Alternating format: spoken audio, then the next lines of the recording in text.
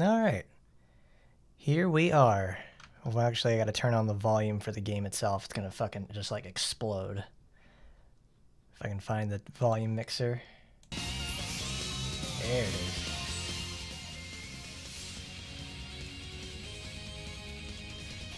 That's the ticket, girls. That's the fucking ticket.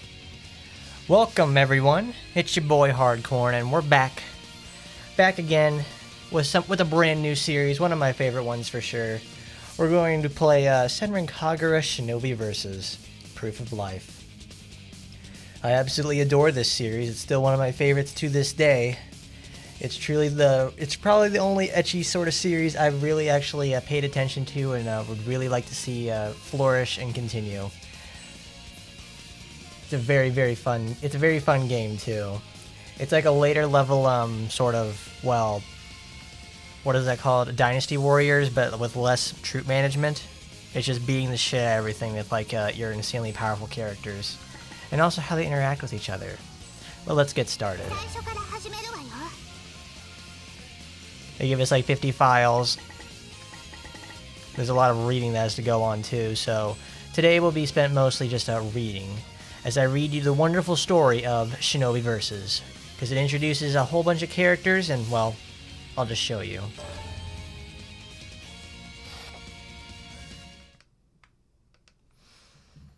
Alright, let's get this started. 光あるところに影があり、影あるところに光がある。二つは表裏一体をなし、片方のみの存在はありえない。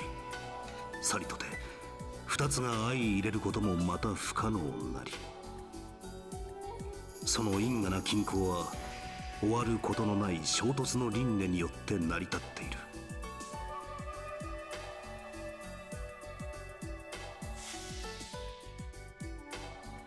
切っ先に思いを乗せ交差する戦乱の舞。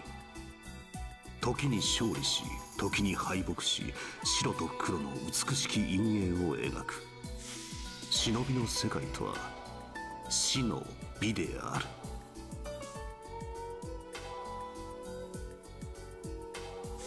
それは忍び学校でも同じだ。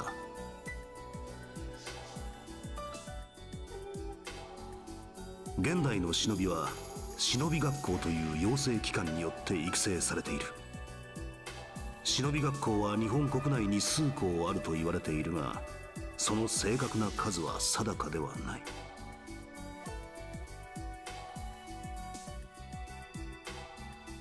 学園祭、忍び学校に代々伝わる決戦である。学校の存亡をかけ忍び学生が戦う祭りが平成の世によみがえろうとしていた。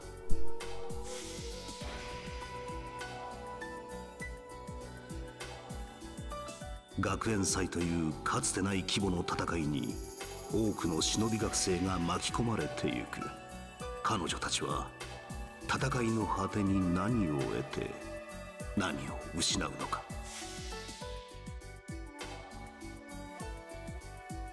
これより始まる物語は忍び学校で日々鍛錬を重ねる戦いの奇跡。そう、それは彼女たちの生きている証である。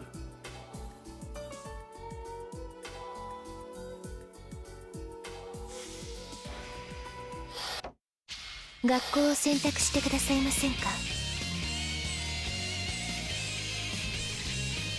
Alright, thank you, Master Kiria.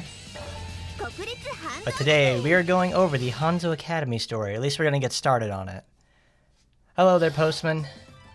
Yes, we are doing Senran Kagura. I absolutely love this game. Especially this one specifically, because it's like... It's such a great mechanical step up from everything else. Everything gets to be in true 3D. And and there's a lot more accessibility and things to play around with. It's not on the level of like 2, but this is generally a very good step in the series. But it kind of fell off the rails after this game. This is really what I consider the peak Senrans, probably tied with 2. But anyways, let's get started. There's a lot of reading we have to get through today. I think this is from the perspective of Asuka. So yeah, let's see. I get out of bed and I open the window. It's a crisp, cloudless winter day. The golden morning sunlight radiates down from the mountains. An icy breeze floods in and refreshes the air in my room. This February morning is especially chilly, but as true shinobi knows that danger can strike at any time, in any temperature. I keep my window open and quickly peel off my pajamas. Goosebumps rise on my skin, but it's nothing some dry brushing can't take care of. There she is. My name is Asuka. I'm a second-year student at the Hanzo National Academy. But I'm no ordinary student. I'm secretly enrolled in the shinobi courses. The Hanzo National Academy looks like an ordinary school and has roughly 1,000 normal students, but hiding amongst them are shinobi students like myself. One of the biggest schools in the country, training shinobi is under everyone's noses. The Hanzo National Academy masks its identity very well. Of course, most people wouldn't believe that there are still shinobi in modern times. Shinobi once lived in the shadows of feudal castles, committing espionage, demolition, and assassinations for the shogun and daimyo of old. We live in the new shadows now. Times have changed, but the needs of the people, the needs of the most powerful people, are the same as ever. There are 2 types of shinobi. Good shinobi work for the people's government, and evil shinobi sell their skills to the highest bidder. We're same in so many ways, and yet so different. We come to blows whenever we meet. Maybe it's fate. Not long ago, there was a great struggle. We, the students of the Hanzo National Academy, fought against the evil shinobi of the Hebijo Clandestine Girls Academy. Our class rep Ikaruga and big sister Katsuragi, calm and deadly Yagyu, clumsy Hibari, and I fought for our lives against the Hebijo. The girls of the Hebijo were all so strong. Their leader, Homura, and her friends Yomi, Hikage, Mirai, and Haruka, they were way better than us. It's almost impossible. We had to make some heartbreaking decisions. But we fought with honor. It's been 6 months since then. We train hard every day with the confidence we gained from winning that battle. Our teacher, Master Kiria, is hammering us with lessons on how to live as shinobi after we graduate.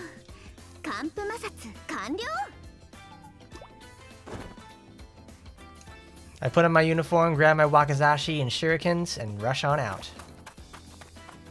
There she goes. My breath is like white smoke in the fog. I raise my voice and tell myself...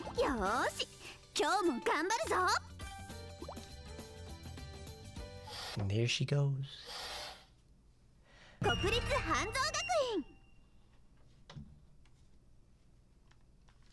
Alright.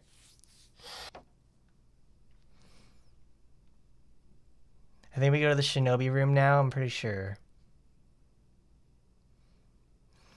I always gotta do that long initial load because they gotta load everything in there. Goodness gracious, girls, come on. There we go. And now we're in the ninja room. This is where this is where everything happens. You do your missions, you go to the shop, you do all that good sort of thing here. You can even talk to the girls and they'll respond with various things about where they are at the story. Like right now, this is the end of the school year. They're all like, oh, I'm gonna be a full-fledged real deal shinobi now. Oh my goodness.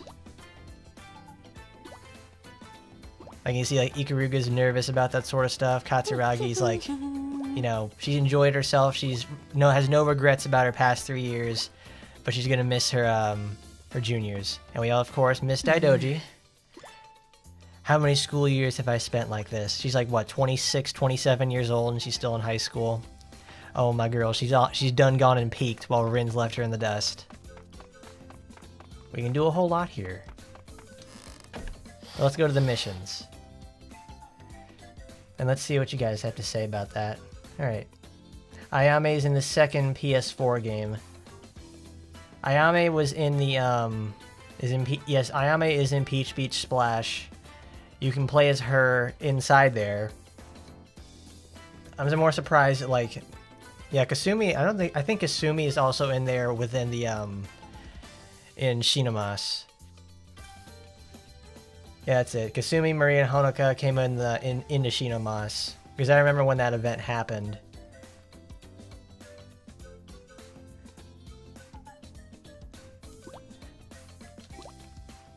But now we're going to the missions.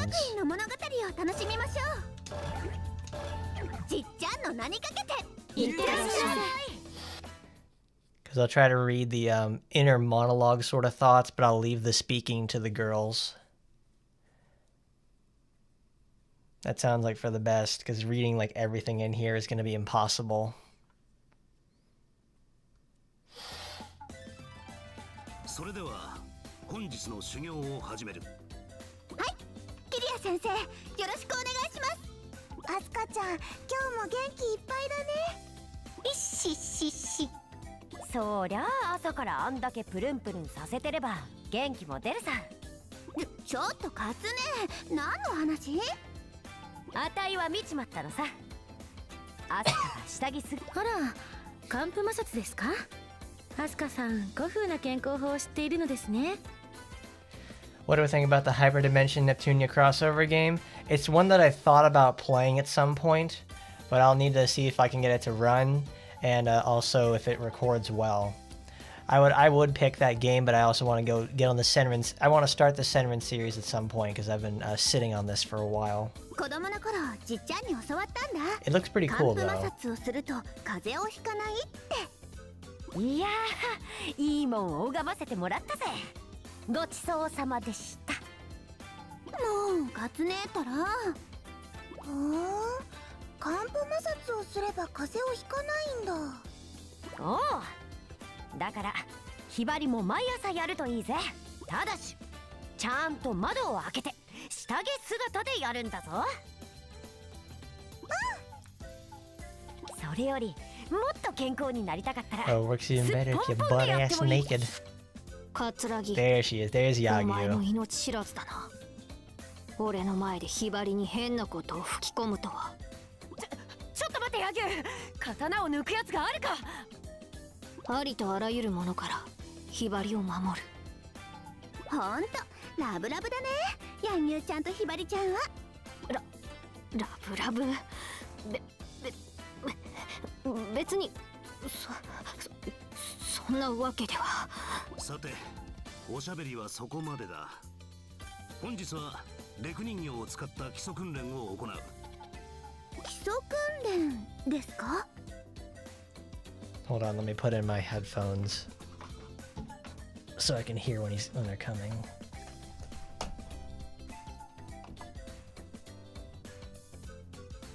There we go. That's better. お前たちがいかに成長しようとも、基礎をおろそかにする忍びは早死にする。忍びの世界で生き抜きたければ、常に初心を忘れないことだ。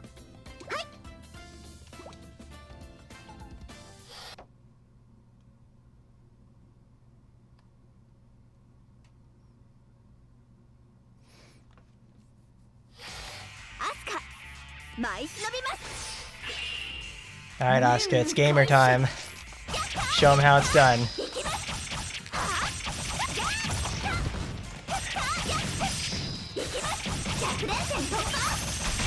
I mean, what's there to be confused about there, Sour Kush? It's just nice, pretty ladies just hanging out and they're gonna do ninja things. What's there to get confused about?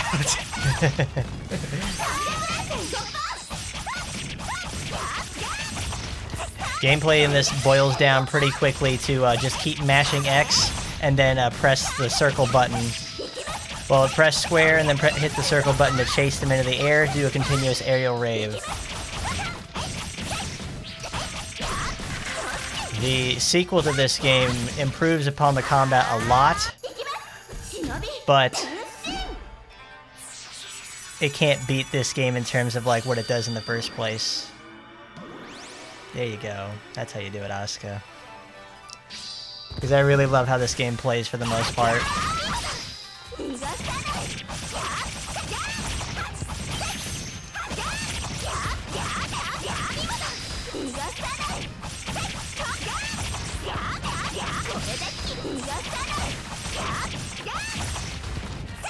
Oh yeah, she just comes in there and it's like, oh, it's a hand squeeze. There you go.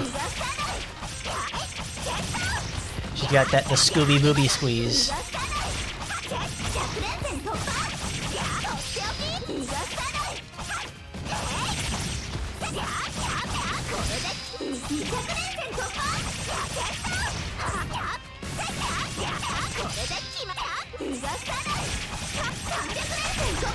There's the sequel itself. While I enjoy what it accomplishes, this first game is like much more mechanically better. I love it.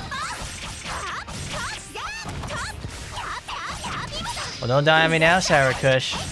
I'm gonna be hurting forever. Knowing that I done gone killed a man over when he's watching the anime booby game. Oh, he's still alive.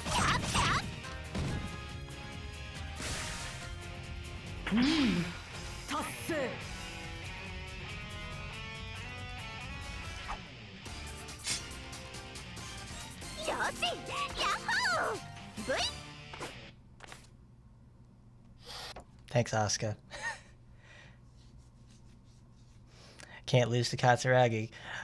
Let's see.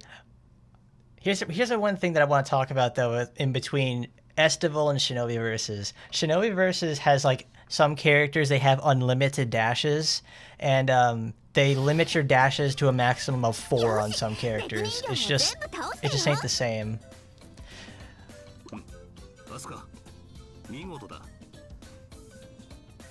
キリア先生、これからもアスカたちをいっぱいしごいてくださいね。あたいもそのつもりだ。可愛い後輩たちをいっぱいしごいてやるからな。はい、よろしくお願いします。よし、任せておきな。あた手取り足取りもみもみもみ、手取り足取りプニプニプニ。やはりその首飛ばしておくか。ヤギュ、冗談だって。俺は冗談の通じない女だ。イカルが助けてくれよ。Oh goodness. 自業自得です。Oh, Ikaruga, you're so cold. Leaving her out to dry like this? ヤギュちゃん、修行も終わったからウサちゃんパフェでも食べに行こうよ。何？ There you go, Sour Kush. They're all pretty great girls. They're all nice looking and like they're all fun. それはつまり放課後二人きりで過ごし、甘い Just the も two の of を食べ us. て甘い Yagyu 時間 and を過 Hibari. ごそうということか。まあそういうことかな。桂木、命拾いしたな。もはやお前と遊んでいる時間はない。俺が遊びたい相手はひばりのみ。さあひばり、早く行こう。Oh, Hibari, your 二 naivete. 人ともちょっと待ちなさい。まだ修例が終わってませんよ。 Miss Prim and Proper's gotta go wrangle her 行ってしまい tards. ましたか。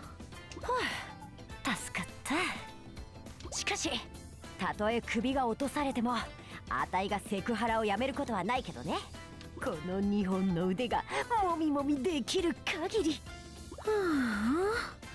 どうしてか、みんなマイペースなんでしょう。でも私、 Oh, みん Ikaruga. なのことは大好きだよ。カツネもイカルガさんもひばりちゃんもヤギュウちゃんもみんな大好き。だからみんなで立派な忍びになるため頑張るぞ。おうって一人でやったらバカみたい。そんなことありませんわ。ええ、みんなで頑張りましょう。立派な忍びになるために。Oh, fantastic. They're all just like, oh, they're so excited to be there.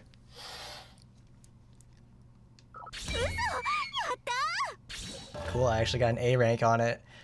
Because in practice, I got like a B rank on it because I was like way too slow. And of course, this game has a wonderful, very simple, straightforward leveling system. You beat the shit out of more things, and you gain more experience. It's easy as that. But who are my favorites for all the Senrans? Oh, that's a pretty easy list for me. I can narrow it down to 4, like right here and now. That's Miyabi, Ikaruga, Katsuragi, and Shiki. Those are my favorites. I enjoy them a whole lot. I'm glad that they all welcome back whoever comes back to the mission room. You gotta get you a girl like that who's just, you know, excited to see you when you come home like a fucking dog. Ah, wonderful. This is great.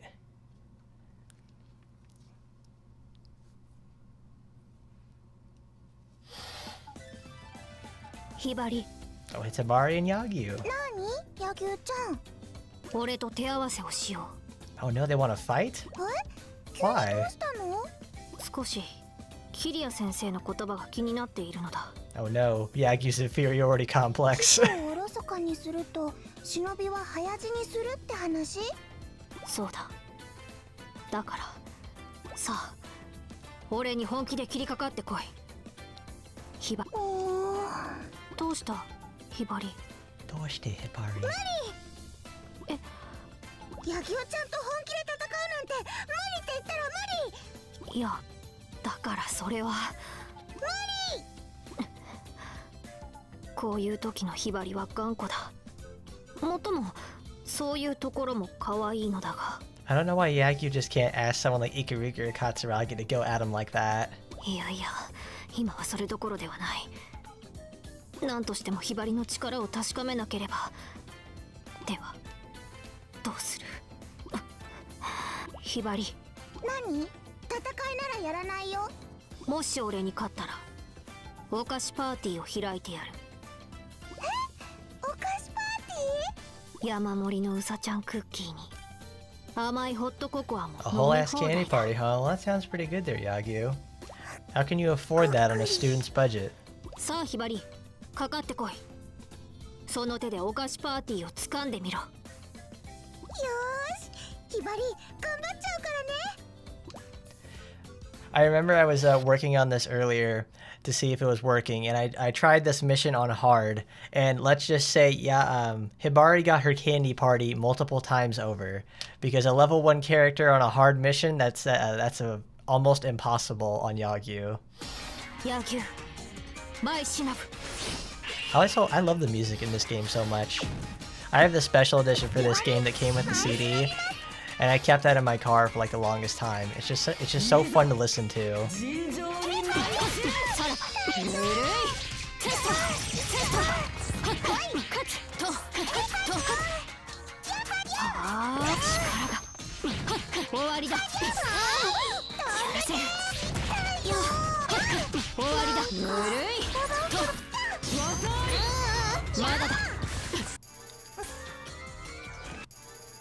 Shinobi, Tenshin. Can we watch Yagyu's?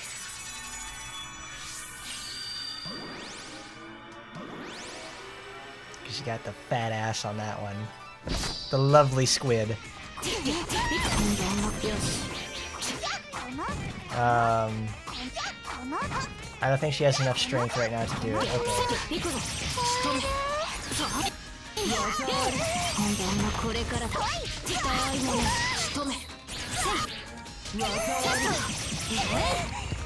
Alright, that's enough. Well, I think she's down, so it doesn't count. The squid!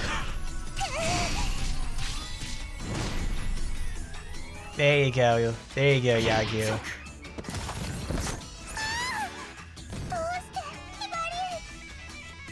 Nice.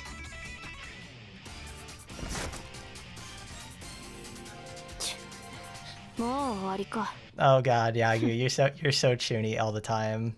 I love you. You're just great, Yagyu. Oh, good.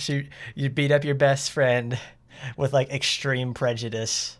It's like, okay, Yagyu, I see how it is. I forgot that carries over. Oh shit.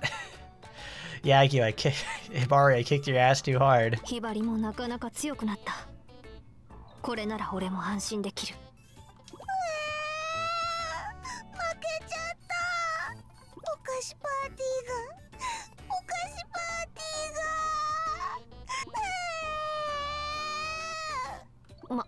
待て、泣かないでくれ。だって勝負は勝負だ。約束だからお菓子パーティーはできない。 We can't have candy, but お菓子祭り let's have は a candy 一緒にやろう。 festival. お菓子祭り？お菓子パーティーとどう違うの？え？同じ内容だったら勝負した意味ないと思うんだけど。鋭いぞ、ヒバリ。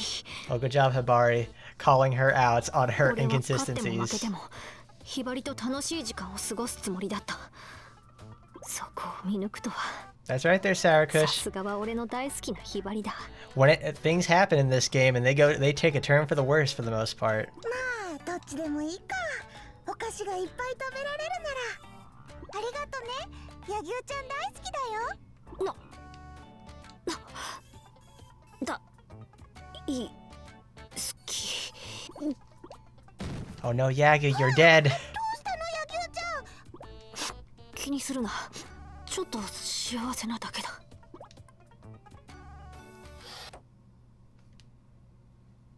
Oh, this is wonderful. 良い評価だ。これもひらめいたぞ。 I think this took me, when I was doing the practicing for this sort of stuff, I forgot how to do the ninja art moves. So I think I spent 15 missions just using just basic attacks and beating the crap out of the other girls with them, and I don't use the ninja arts, which is very, very not good because you need to start using them later on. You can't be so conservative with them. おかえりなさい。 That's right there, Raptor. Senran Kagura did start on had humble beginnings on Nintendo. ぶっ飛ばすぜ。 There are, I think, 4 games on the 3DS. There's Skirting Shadows, the Crimson Story, and there's Skirting Shadows, the Crimson Story, Burst, and Senran Kagura 2. 桂木さん、自主訓練ですか？よう、イカルガ。卒業試験も近いからな。 Oh, there we go. It's the third year girls coming together. なんだかあっという間ですね。月日が流れるのは早いものです。My, how time flies, doesn't it, Ikaruga? ああ、そうだな。イカルガがツンツンしてたのを昨日のことのように思い出すぜ。そんな1年生の頃の話を持ち出さないでください。そうだな。どっちかっていうと今はデレデレだもんな。 Oh, goodness, cat. 私のどこがデレデレなんですか？まあな、どっちにしても楽しかったな。それに関しては同意します。卒業したらもう会えなくなるかもな。忍びとしての任務によりますが、学生の頃のようにはいかないでしょうね。任務で命を落とすこともあるだろうしな。桂木さん、久しぶりに手合わせお願いできませんか？いいね、やるか。おっぱいの成長は目でもわかるけど、忍びとしての成長は戦ってみないとわからないからな。Good. Oh, goodness, cat. Katsuragi-san. Only one thing on the mind. おう、参ります。 Let's do this. Hi there, Blabberpuss. We've got ourselves good old Senran Kagura Shinovi Versus. A lovely title, and probably a lot of people's first foray into the Senran Kagura universe, because it introduces 10 more characters, about 舞い忍びます。 10 more characters that really help sell the game. But now we get to everyone's, probably many people's favorite character, Katsuragi. She never punches. All she does is kick serious ass. The only time that she's ever punched in the game, from what I remember, well, it actually uses her hands to attack, is in Senran Kagura Burst.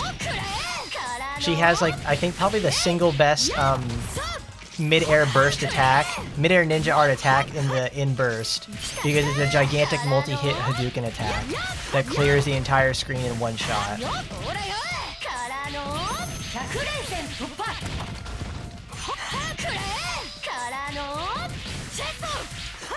They really improved Kat's abilities though in Estival Versus, because they gave her charged attacks and they made her like an actual sort of tank character.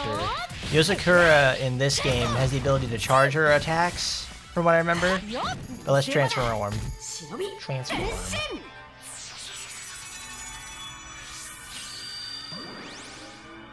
There it is. That's the Kat we know and love. Alright, she can charge him.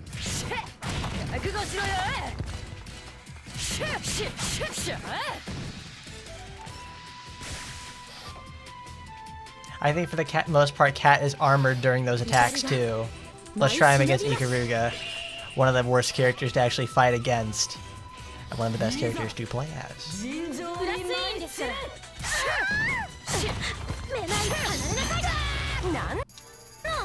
That was 3 fully charged attacks, and it damn near kills her in one combo.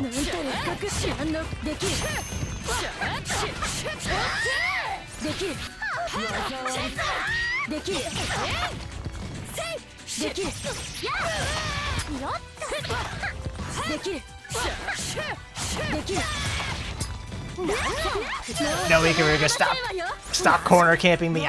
I don't need this. Oh, she's using hers. No.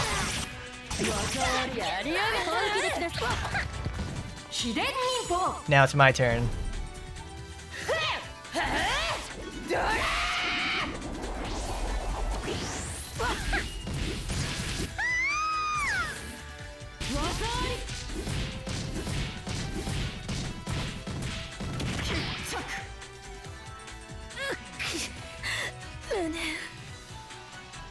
Oh no, I didn't damage Ikaruga correctly. And I didn't blow off her clothes. Oh no.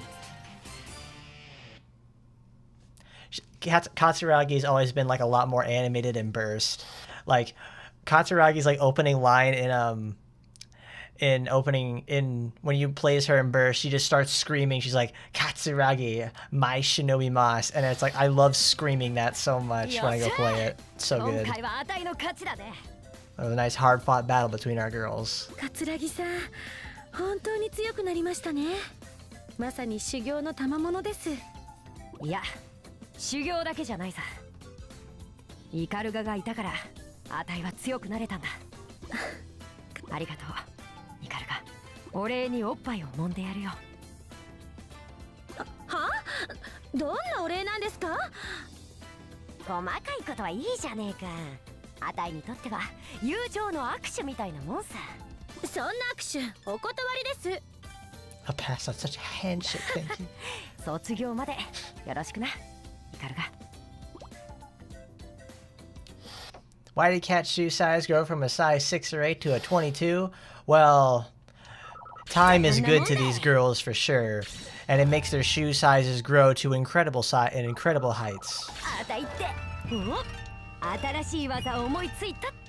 And besides, art shoe size and in-game shoe size is a little different.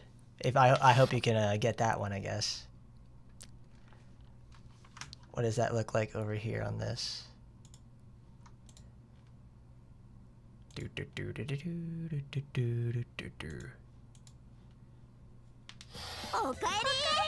Okaeri-nasai. 物語を楽しもうぜ。すべてを切る。I want to test something later because the last person to greet Katsuragi when she returned to the ninja room was Ikaruga.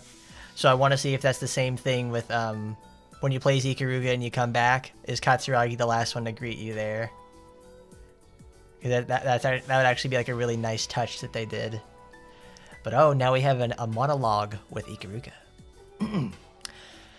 Dummies are armed with real swords and guns. Attack me. I can clearly see every move they make. I am prepared. I can do it this time. For a moment, everything flows perfectly. Then, when I turn around, I see a dummy swinging down a sword at me. ダメです。こんなことでは。I curse myself and come out of meditation. This late at night in the training room, the only sound is my own echoing breath. No matter how many times I try, I can't complete the final exam, not even in my mind. I have to destroy all the armed dummies without taking a single scratch, or I fail, and I just seem to keep failing. If I can't pass the real test, my walk along the path of shinobi ends. Everything I have established will have been wasted. The test is coming, very soon. I need to focus, but my heart is confused and my mind is distracted. イカルがどうしたというのです。 Am I simply nervous, or is there some sort of deeper frustration? All of a sudden, I feel someone behind me. I turn around, gripping Hien's hilt. 誰です？ It's him. Murasame. The person behind me wears an open white suit made of high-grade silk, with a chain sickle twisted around his body. I could never mistake him. It's my brother. 久しぶりだな、妹よ。過去には血のつながっていない妹だったな。Not a real one, he says. Oh no, Ikaruga's a real G, I'll tell you that much. But he's right. I am not my parents' biological daughter. My parents, his parents, adopted me to inherit the path of the shinobi. I stand firm and bow deeply before him. お久しぶりです。村雨お兄様。 I look at his face once more. His hair is untrimmed, his skin looks dry. Every time I see him, he looks even more unhealthy. 俺がここまでどうやって来たのか気になっているんだな。はい。なめるな。 He yells with a glare in his eyes. When I was living at home, he always got angry at me like 俺 this. の家はこの学校にたくさん金を出しているんだ。家の名前を出せば簡単に中に入れる。決まっているだろう。なるほど。確かにそうですね。 I'm doing my best to calm him わか down. ればいい。わかれば。 As my adoptive parents' only birth child, Murasame was initially meant to take over the path of the shinobi. However, he failed his entrance exam for Hanzo National Academy. It seems his talent for the shinobi arts runs short.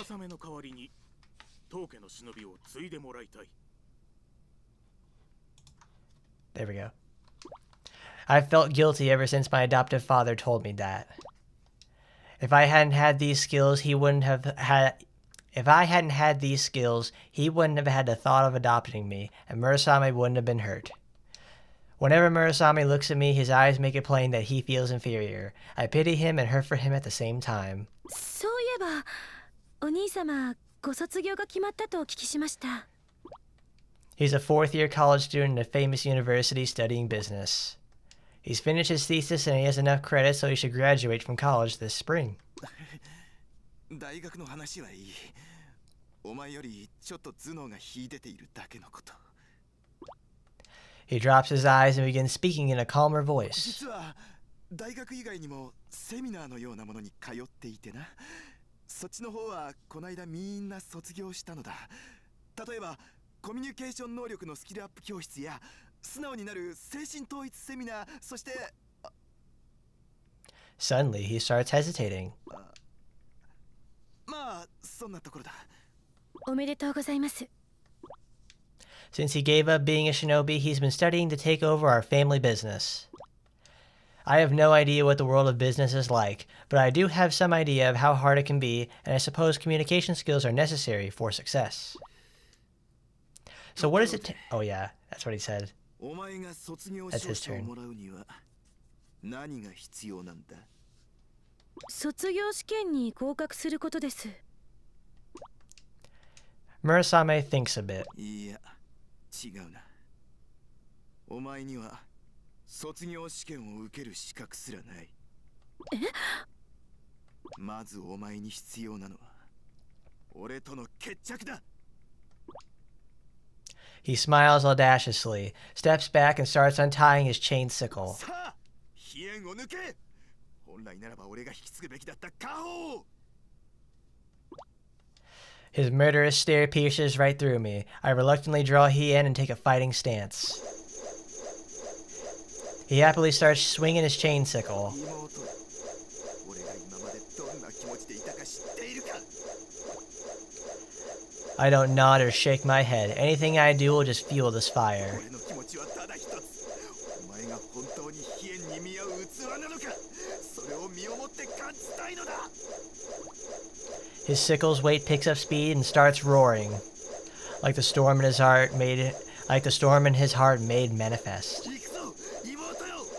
大王財閥の次期当主、村雨からの卒業試験だ。 He throws the weight at me. これが町内鎖川大会6位の実力だ。 The chain wraps around my body. I stare into his face, saying nothing. He is as serious and clear as he is naive. When I gaze into his eyes, I finally make up my mind. I gather the strength into my arms to loosen the chain and jump into the air. I grasp Hien's hilt, draw quickly, and cut the air with one keen slash. I sheath the blade when I land. 妹よ、いつ俺の鎖から抜け出した。 He holds his ground, trying to stare me down, as I think he tries to track my movements, but I'm too fast.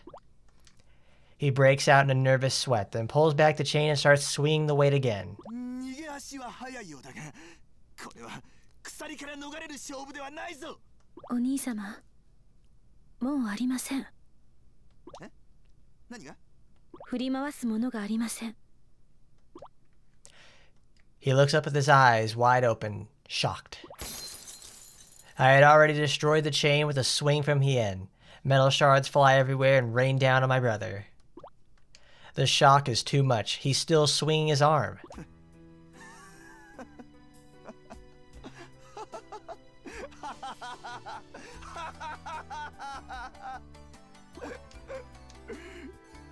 He bursts into an uncontrollable laughter. His face is deathly white, his eyes filled with tears. I pull my handkerchief out of my pocket and quickly hand it to him. お兄様、これを。 He takes it and blows his nose hard, twice. He tucks the wrinkled handkerchief into his pocket. 町内の鎖釜大会で6位。8人しか参加していない世界からくり屋敷大会で7位。子供しか参加できない手裏剣大会に無理やり出場して12位。それが俺だ。 He sniffs and blinks his big red eyes. 無名の大会で小さな満足を貪る。そんな哀れな日々を過ごしてきた俺と一流の忍び育成所を卒業しようというお前とでは違って当然全く別の生き物なのだろう。 Tears flow down his sodden cheeks. I hand him some tissues and he blows his nose hard once more. それを認めようとせず俺はお前を恨み妬むことで安いプライドを保っていたんだ。情けない男だよ俺は。 I'm astonished. He's never spoken his mind like this. お兄様、何かあったのですか？ It's as if he's become a completely different person. 何もない。これが本来の俺だ。 He drags himself towards the door. As he looks back, his hair falls in his face and he gives me a thin smile. 妹よ、俺の子供の頃からの夢、忍びになるという夢はお前が叶えてくれ。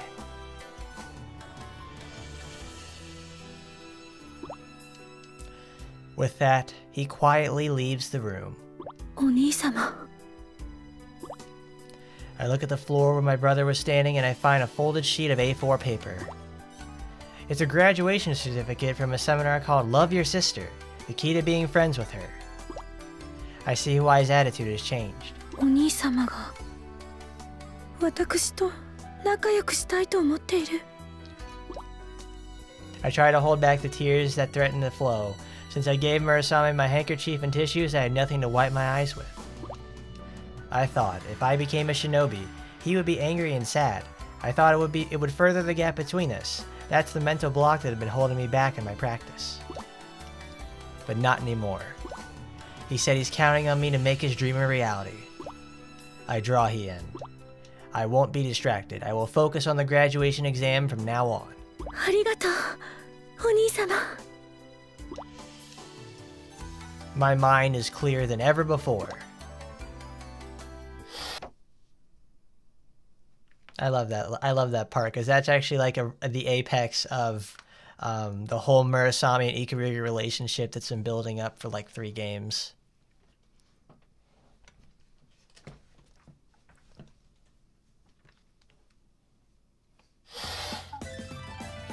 Ah, さすがに少し疲れました。でも充実した修行ができた気がします。お、夜のお勤めご苦労さん。あたいもちょうどロードワークから戻ったところさ。さお夜食作ったよ。2人ともたくさん食べて最終試験を頑張ってね。こりゃまたうまそうな太巻きだ。いただきー。あ、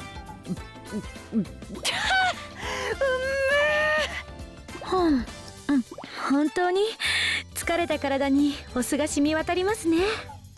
なんか美味しそうに食べるところを見ていたら私も食べたくなってきちゃった。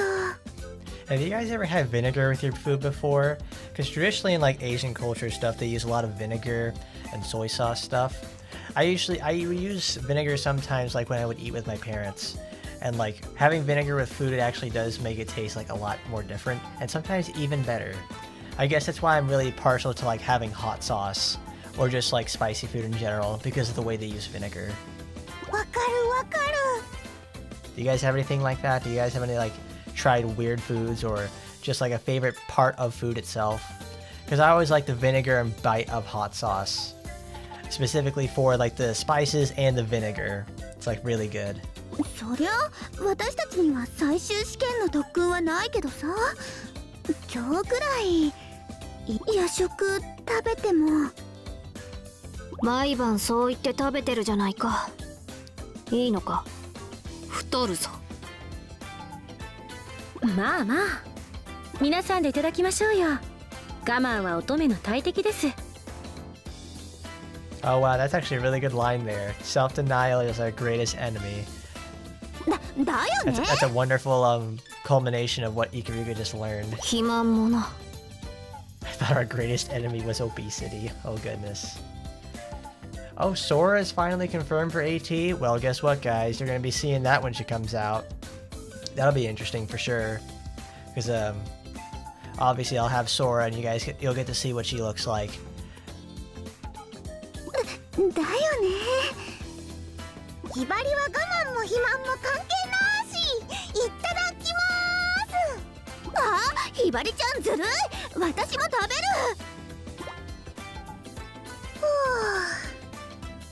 なんかひばり、今度は甘いものが食べたくなってきちゃった。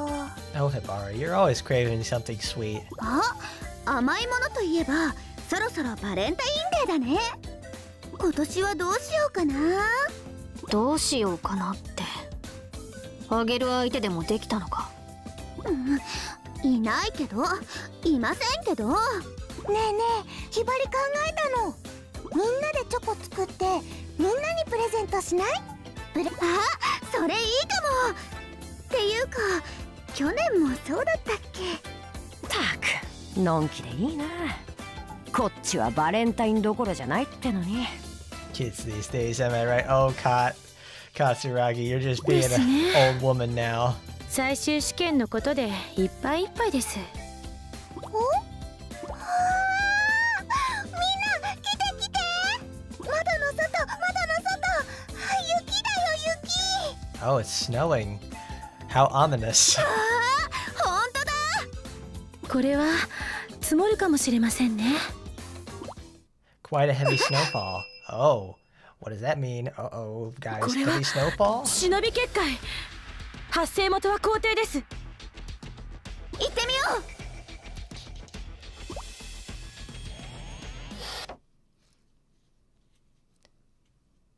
That's the same thing to Postman. I like old Sora. I like her. She was a very nice design in the first place. She's a nice combination of a good look and a good effect, which actually helps sell me on her. But her new version, maybe that's her transformatory version. I have to go check her new stuff. I haven't checked the video later that they put out, or at least the post. And this is Yumi. Probably the most important character to come from Shinovi Versus. Also, hello, Masher. We got Senran Kagura on the brain today. どなたです？私の名はユミ。私塾月戦女学館を束ねております。私塾月戦女学館？こちらが式。There she is. There's Shiki. こちらが夜桜。夜桜じゃ。こちらがみのり。みんなよろしくね。そして最後に村雲。全員を紹介したところで学園祭の開催を宣言します。学園祭？それって何なの？詳細は教師にでも聞くといいでしょう。7日後 You have one 私 week. たちは再びこちらに訪れます。では Yumi's out here gonna deliver an ass whooping. 消えた？あなたは行かないのですか？イカルガだな。顔を貸せ。イカルガさん？大丈夫、心配しないで。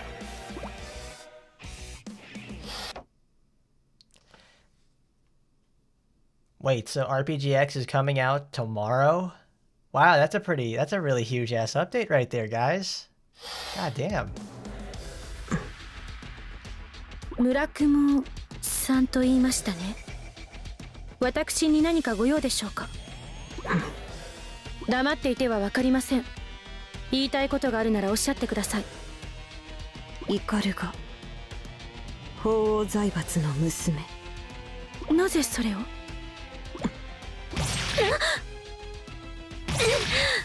仕方ありません。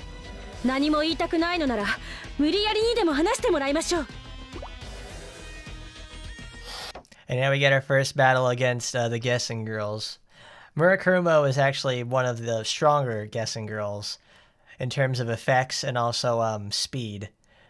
So messing around against Murakumo is with other characters is dangerous. Except when you're using Ikaruga, it's pretty easy.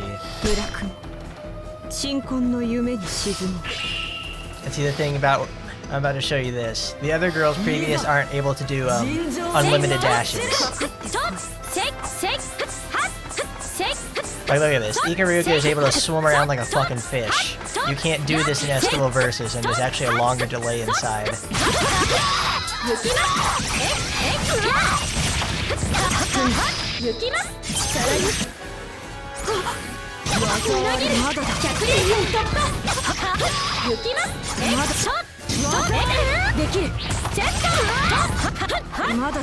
Oh, I messed it up.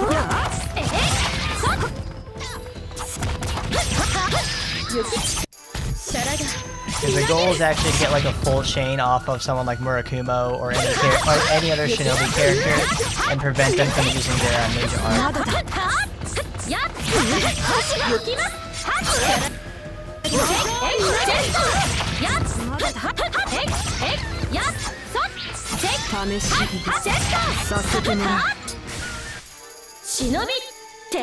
Let's get him, Ikaruga.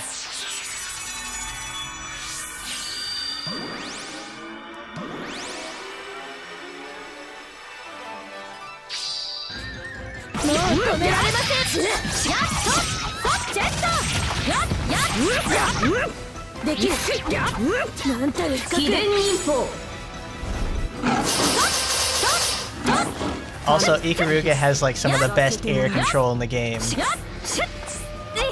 Like you can do like full circles with her. She's just Ikaruga is one of the best characters to play around with. I love her so much.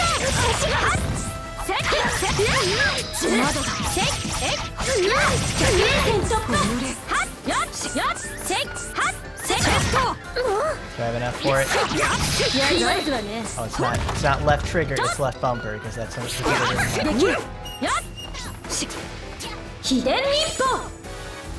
I think I'm gonna miss her.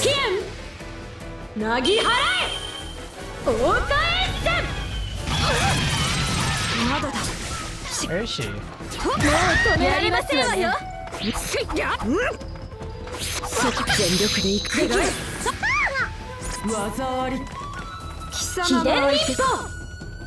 Let's do it again. Let's finish it up. Oh, Digimon survived. There's a nice good old meme about Digimon Survive, about how Bandai Namco doesn't want that game to succeed and how they have zero marketing for it.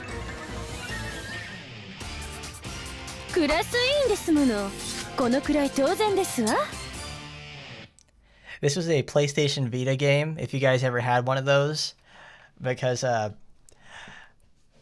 cannot wait until we get to Lovable Versus, because it's such a graphical upgrade and like everything looks so beautiful inside that. You can obviously tell like this was made on a for a weaker system, because this game and Peach Beach, Estival and Peach Beach Splash are like totally different in terms of quality.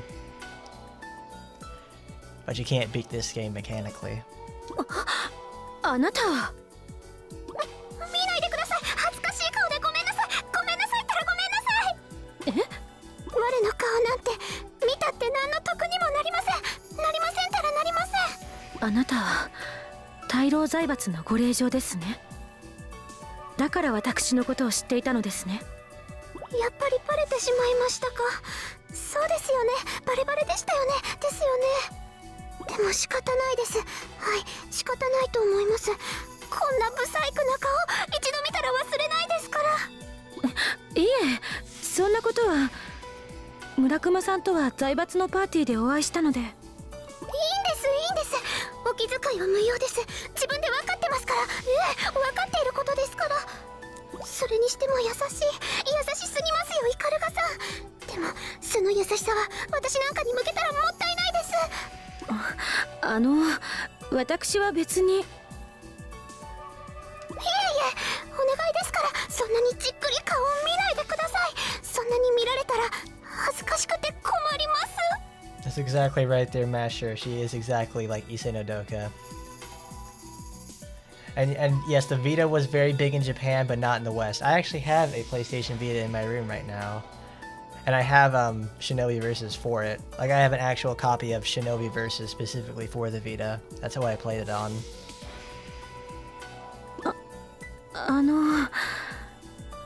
もしやお面がないと性格が変わるのですか？ごめんなさいったらごめんなさい。我はずっとお面をつけてろってことですね。いえ、そんな意味で言ったのでは。ちょっとお待ちください。今お面をつけますので。There we go. She's gonna turn into who's that guy from Yakuza? Not Kiryu. I want to call him Oboro, but he's not. It's the other guy. Majima. She's gonna turn into Majima. She's got the Hanya mask on. 法王財閥許すまじ必ず潰す完膚なきまでに潰す Look at that, now she's all hardcore. さらば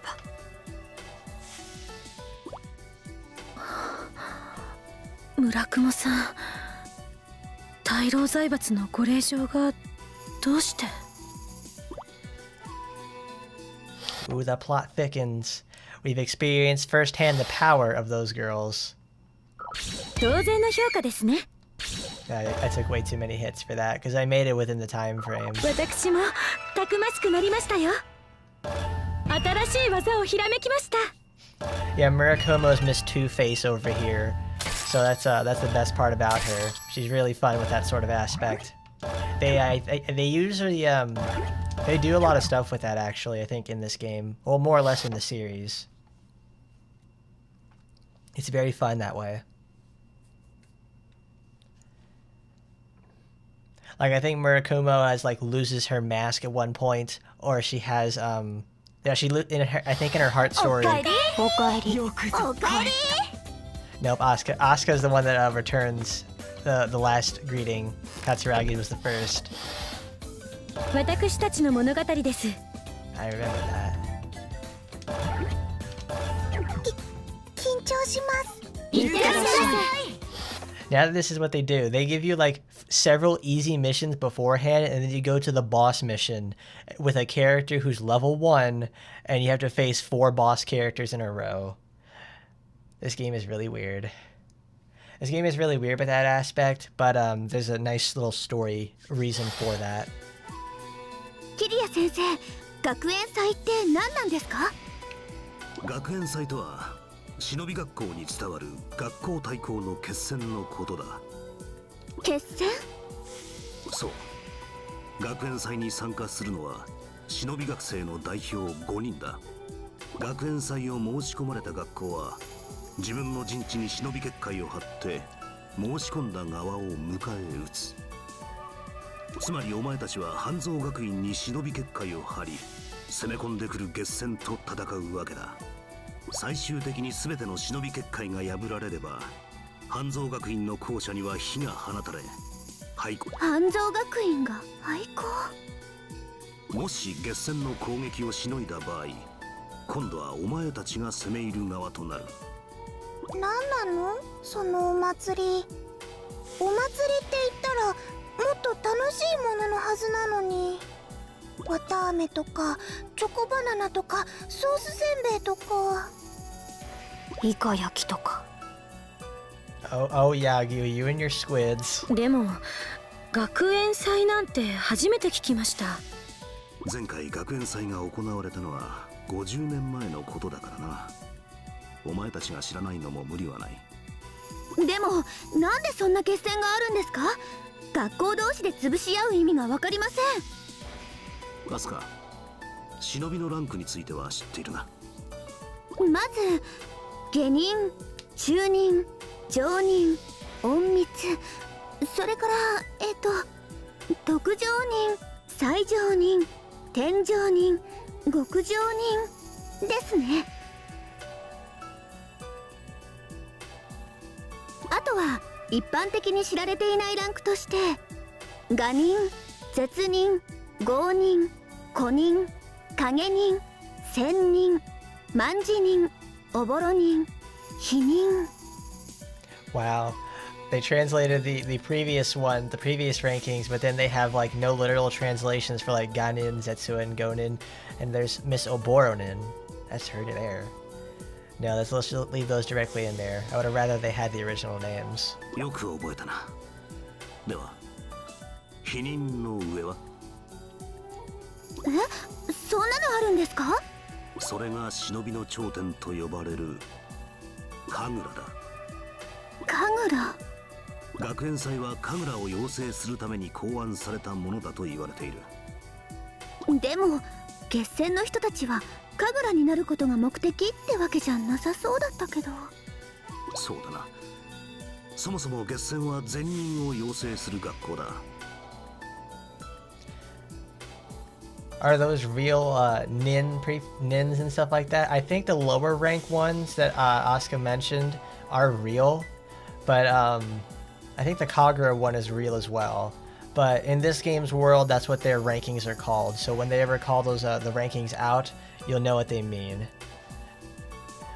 The Kagura quest line gets expanded on in the next game, and I think I can.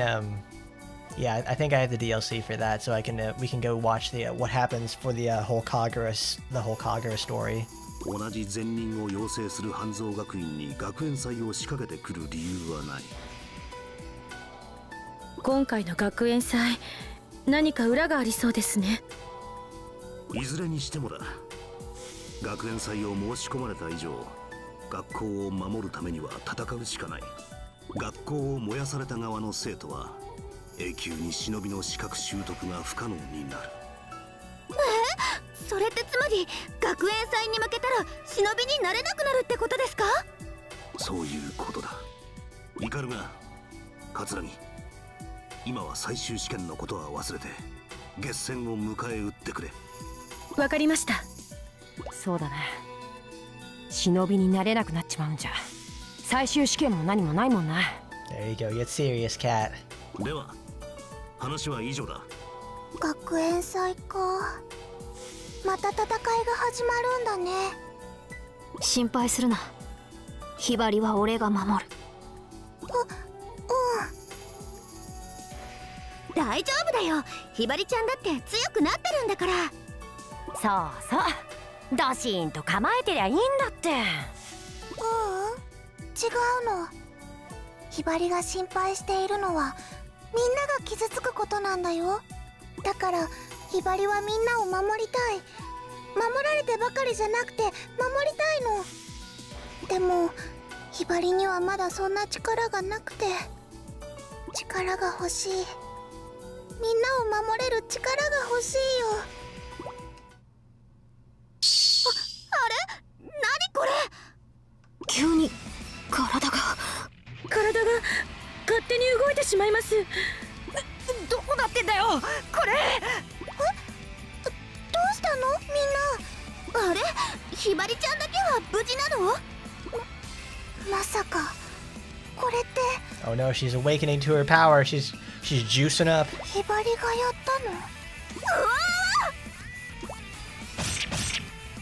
うわおっと、何するんだよアスカ。カツネごめん。体が誰かに操られてるみたいで。 Oh, there we go. We got Hibari's mind control going 私も on. です。このままでは飛燕で皆さんを攻撃してしまうかも。ひばりがみんなを倒さないと。そうしないとこの術は解けないんだ。やるしかない。やるしかないんだ。Alright, now we have the boss battle. We got all 4 girls against Hibari. And thankfully, Hibari is actually pretty broken in these sort of games. She's always a sleeper OP because of like one specific move. Alright. Oh, let's see. The event and new gacha supporters, they look pretty good. That girl who can do just flat increase the skill damage, that's a pretty goddamn busted on its own right. Ikaruga, mai shinobimasu. Katsuragi, mai shinobimasu. Like, I honestly can't believe like we're at that point now where we can just have like raw skill damage boosters.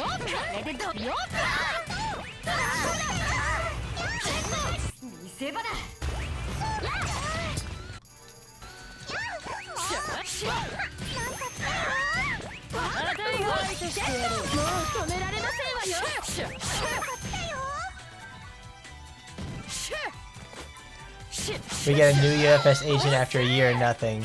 Is the UFS agent the one that has the bunny ears? Because that bunny ear lady is like one of the weirdest costumes weirdest looking characters I've seen yet. It's like a combination of like soft features and also hard features at the same time.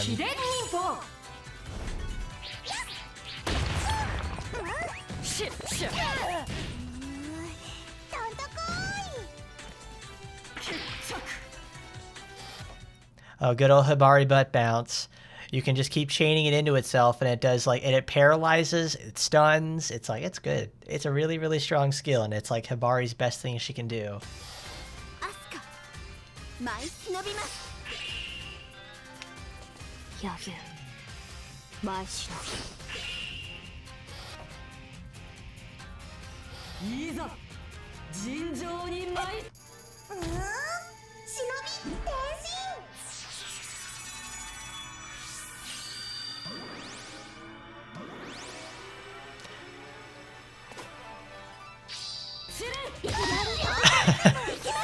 You know who Hibari reminds me of? She reminds me of like Madoka.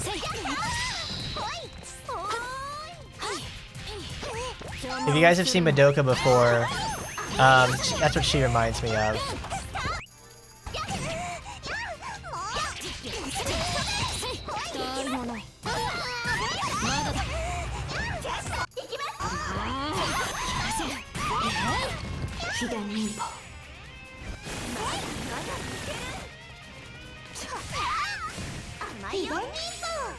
Get him, Hibari. いくよそれお尻ド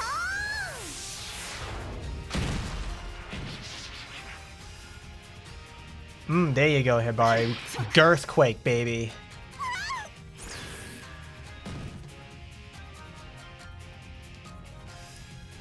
ひばりよくできました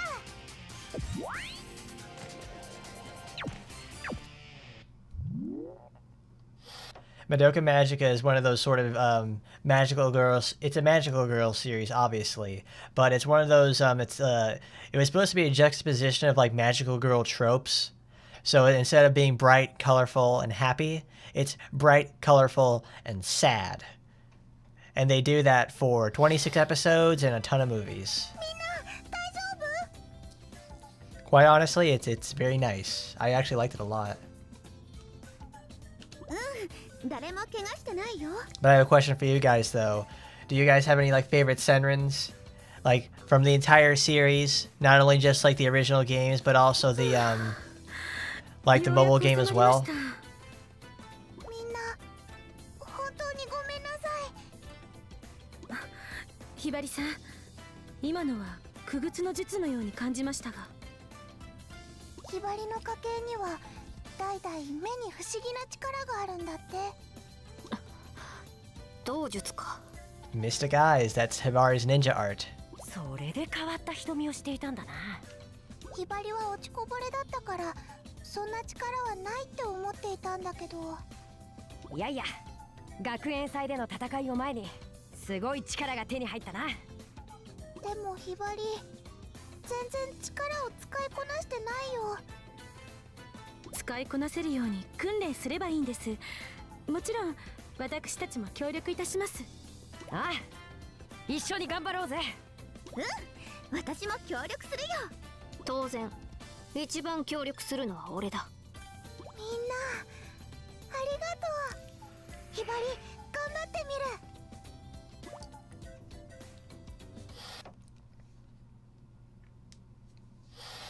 Oh, it's one movie, ひばり and the other two are not because of movies, because they're just a bunch of episodes together. 修行の成果かなひらめい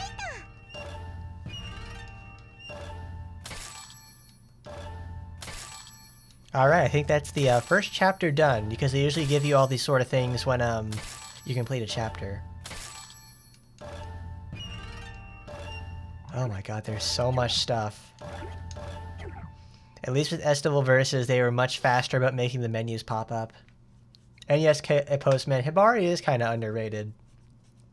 She gets really slept on because she's always tied up with Yagyu in some sort of way, and it's kind of annoying. Because all the titles after Versus, Shinovi Versus, really flanderize our little Hibari. Burst 2 and Versus, they really give characterization to all of the girls. They're very, very good games.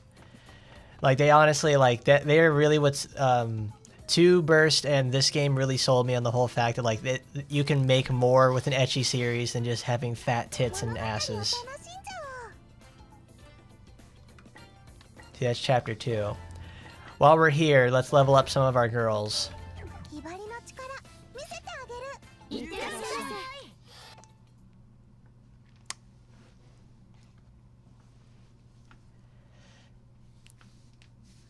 Because later on, if we don't have the girls leveled up, they're gonna get absolutely fucking creamed.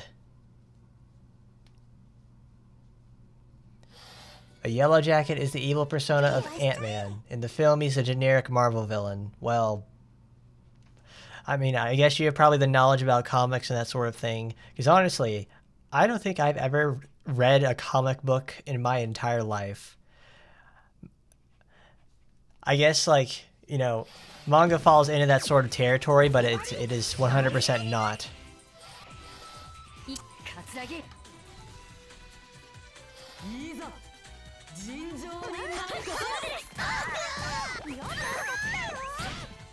Awesome. Wow. Great. We actually got the combo off and we got to kill Ikaruga.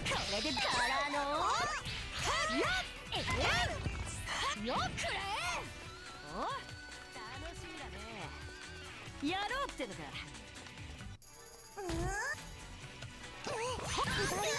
なんなん。チェスト。見せ場だ。忍び変身。シュッシュッシュッ。ひばりちゃん、この調子でいくぞ。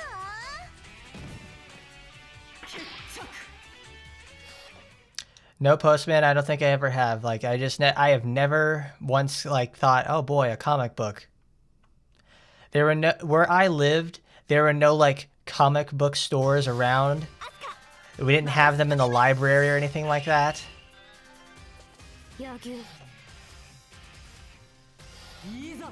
But yes, Masher, this is just, Senran is just diet Taimanins.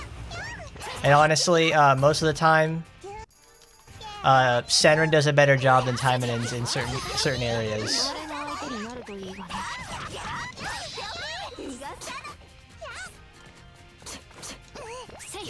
Like the town where I used to live, they didn't get a comic book store until I was like 20 years old.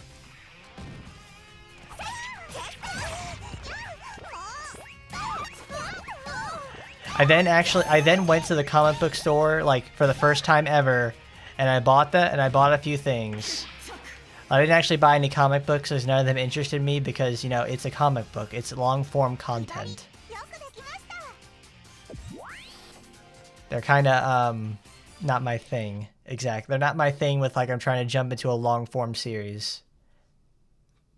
Unless there's some sort of media I can use to get myself interested. Like Senran Kagura. Do you guys have that sort of thing as well? Where you guys have, you know, there's a series that you're into or that sort of thing? Like, it's a long-running series, but you just play the game itself and enjoy it from there.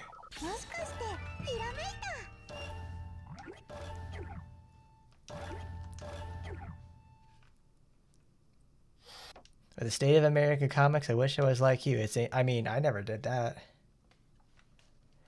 It's like, I don't know what that is. It's like we just never had that sort of stuff. I have like anytime like I would go into Sonic forums when I was a child, and there would be like people talking about like all these other comics and stuff like that. Like I had no idea where they were talking about all these Sonic comics and everything like that. Like where do they even get these sort of things? And it's usually the people who had access to comics probably lived in a bigger city or internationally, because it's like, man, there was no way I was going to be able to go to like whatever kind of comic book store that was. Alan Ford fans would crucify me. It's like, who's Alan Ford? Like that, if that's a comic sort of thing, I don't even know what that is. Oh, Watchmen. I've seen the movie. I really enjoyed it. And I've thought about getting the book before, but you know, like the whole anthology is like what it's like a 300-page book. And I'd sit down and read it. But if the movie engaged me like it did, you know, like it's not Joss Whedon. It's the guy who made Justice League. The Justice League live action movie. That guy made that movie. Zack Snyder. It's a Zack Snyder Watchmen movie. That one's fine. I enjoyed the movie, so I'll probably enjoy the books.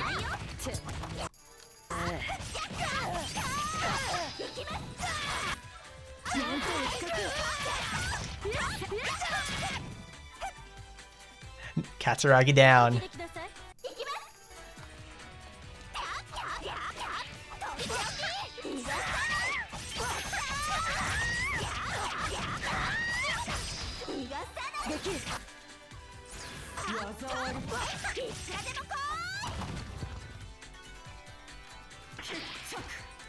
Alan Ford is mega popular in Croatia. Well, I guess that works.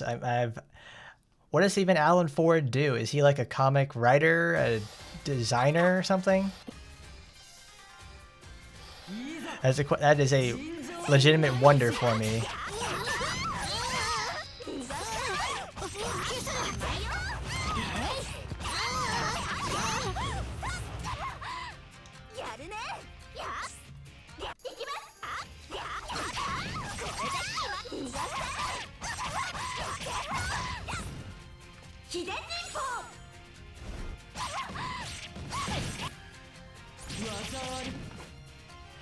Kaboom! There you go, Asuka.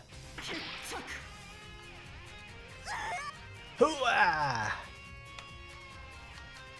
But the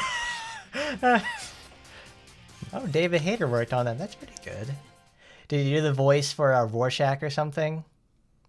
Or I guess that was another guy. I remember in one part of the movie, the comedian rapes like that lady, like it was like the female lead character or something like that. I forget what that part is. Like he rapes like that one lady on the pool table, and I'm like, what the hell is going on? Because when that part of the movie came up, I was legitimately confused. It's like he's talking to that lady, and then it's just like, you know, he pushes her onto the table, and then he puts his like weird grenade launcher thing down, and he just starts taking his pants off. I'm like, what? What does this have to do with the story? And keep in mind, I think I'm like 13 years old. So I would usually, you know, like when you're 13 years old, you're like a horny little bastard. So you're thinking like, you know, oh man, what's going on here? It's like, oh, that's hot. It's like, no, I'm legitimately confused because it's like I'm paying attention to the story and the rape is getting in the way.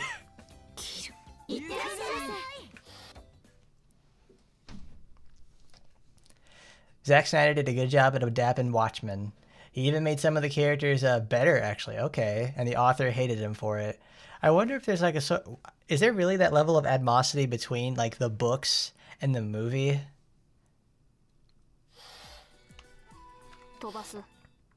Can they not exist in the same world?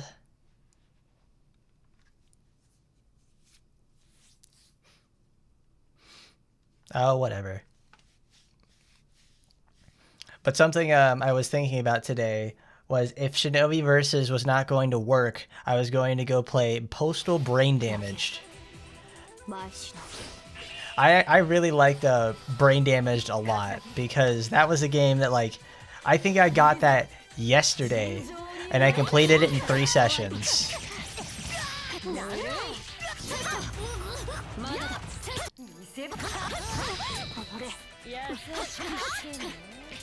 Like when I woke up this morning, the first thing I did was like I went to the bathroom and then I went and played Postal Brain Damage.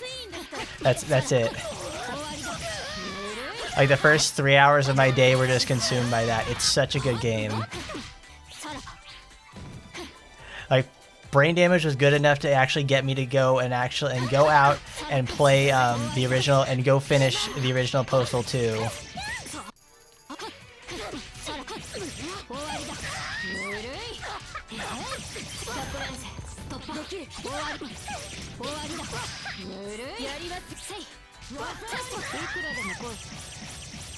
Though when I was playing Postal 2 like earlier, and I was trying to figure out like, oh, that's right, I can't play Postal 2 the same way I have to play Brain Damaged.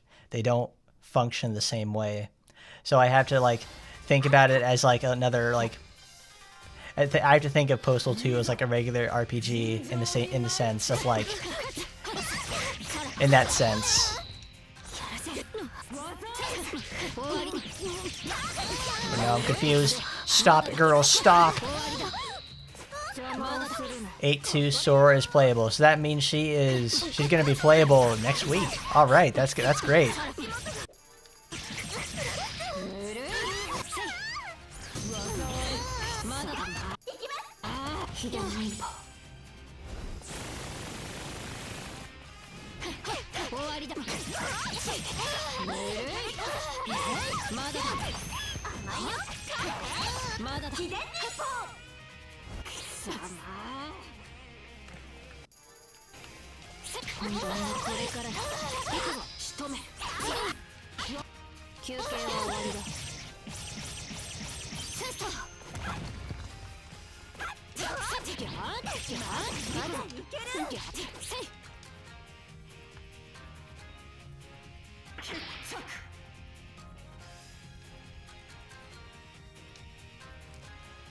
So Alan Moore is a renowned comic book writer. He said he's never going to watch the movie, but he is a prick and he deserves the praise.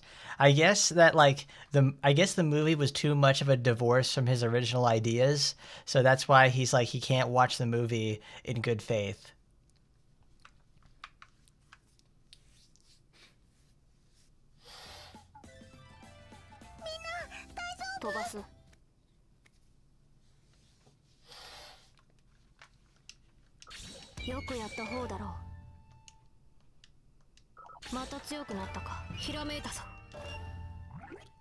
Level 9?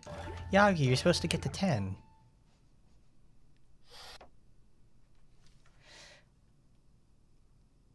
You're just wondering what her Shop of Desires costume will be. Well, I imagine like your Sora's Shop of Desires costume will be like pertaining to the season. Because we're still in summertime. It doesn't finish up until when she comes in.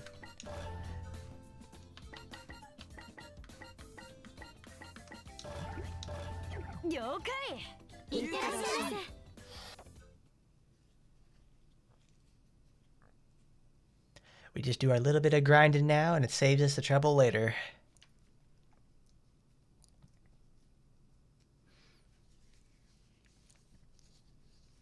So the bomb originally was a death of giant mutant squid. Was that really enough to get Alan Moore that kind of pissed though about losing his giant squid instead of a bomb? Was the giant space squid that Mr. Manhattan, messes around with really that much of a deal breaker for him to not see the movie ever? Katsuragi.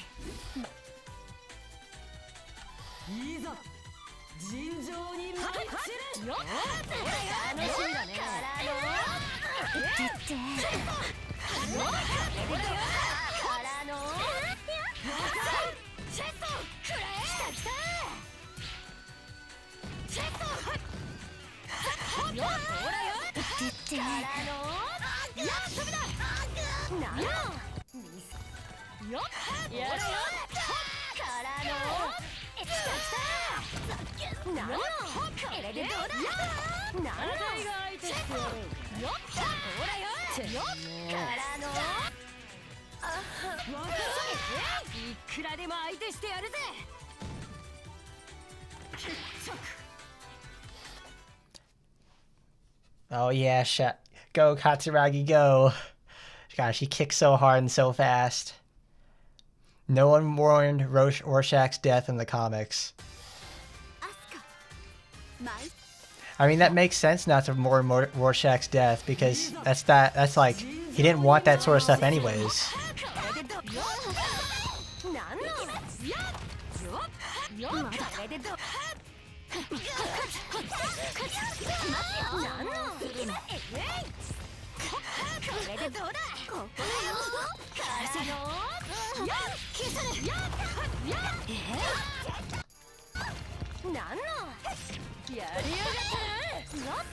Oscar, what are you doing? How could you go underground like this?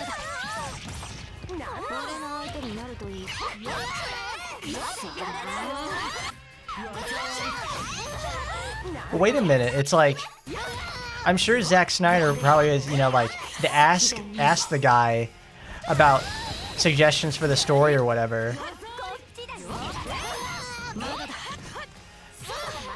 Was it that hard for that Alan Moore guy to say like, no, I don't want the bomb. Can you find a way to keep the squid in? It's like, how is that so difficult there? There must be some animosity between the two of them or something like that.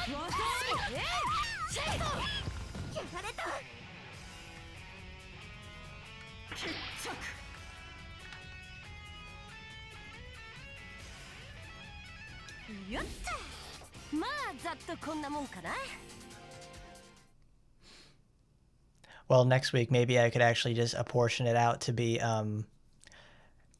because obviously this whole week is we're spending a lot of time in Sonic this week. No, next week we've got new time incoming, so probably I could put one stream in there of Brain Damaged because Brain Damage is like a perfect 3 hours. each segment at least. そんなもんだい。よっしゃ。お、新しい技思いついたっと。 I mean, that's a game generally I think you guys would probably like. I liked it a lot, so you guys would probably enjoy that too, because me going through that is like, that was a great time. I would love to go through it again with you guys. But now we've got to get... No, we have one more character left to farm with, and then we'll continue with the story. おかえりなさい。よくぞ帰った。物語を楽しもうぜ。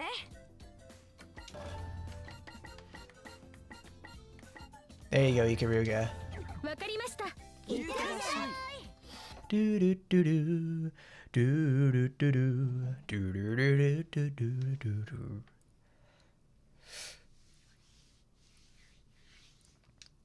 Warner Bros. Had the final say. They thought the squid was too much for a comic book movie.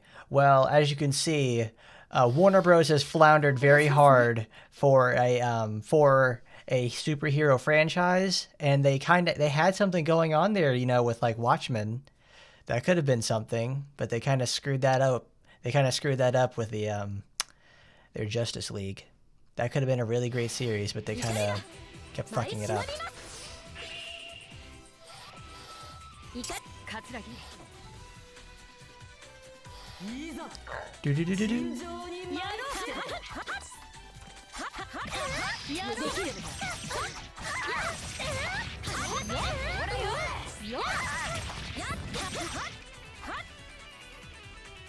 Ah, good job, Ikaruga. You killed your... Oh, God. Sneeze. I can feel it. I can feel it.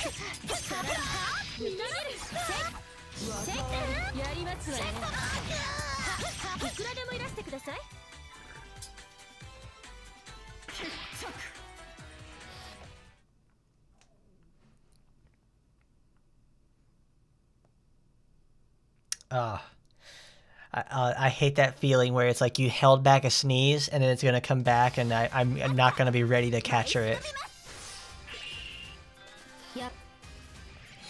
God. Do, do, do, do, do, do.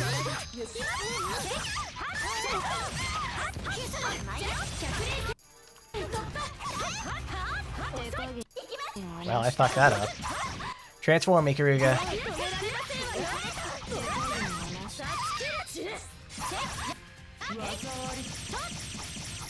Now that Ikaruga's leveled up, she unlocks like the rest of her combos, which are full of like extreme high count multi-hit attacks.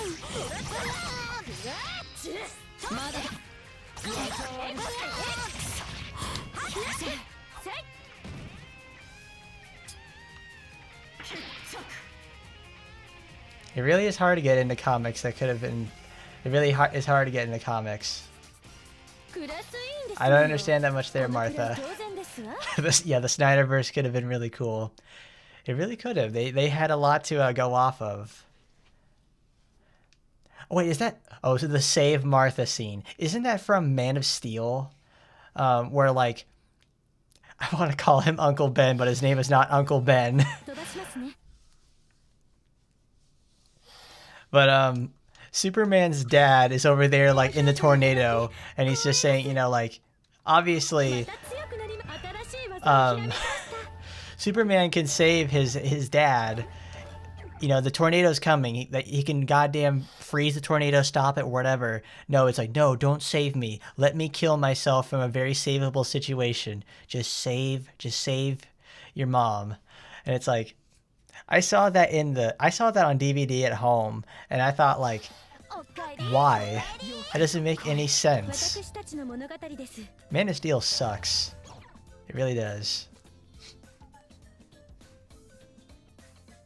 I remember when I was still in college, though, like, not Man of Steel, but Batman versus Superman: Dawn of Justice came out in theaters. And I remember the guy, like, a guy came in from, you know, on Monday, we're having class, and the teacher asked, like, what did you guys do this weekend? And he's like, oh, I saw the new Batman versus Superman movie. And they're like, what'd you think of that? And they thought, when he said, like, I saw the new Batman versus Superman movie, and they said, what did you think? And he's like, it sucked. And it's like, I saw the movie that same weekend too, and I'm like, yeah, that sucked. He's exactly right. No truer words said. That was, honest to God, a waste of my money. 覚悟はいいか？あたいはできてる。いってらっしゃいませ。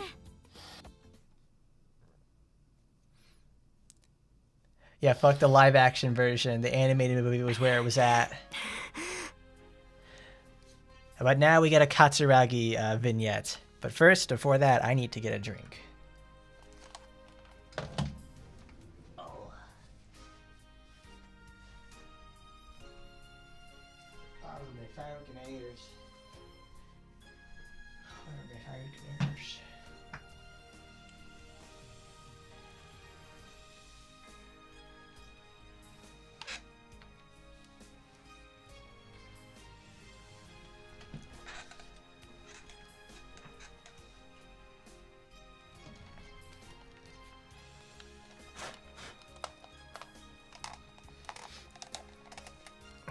Out of my fucking ears.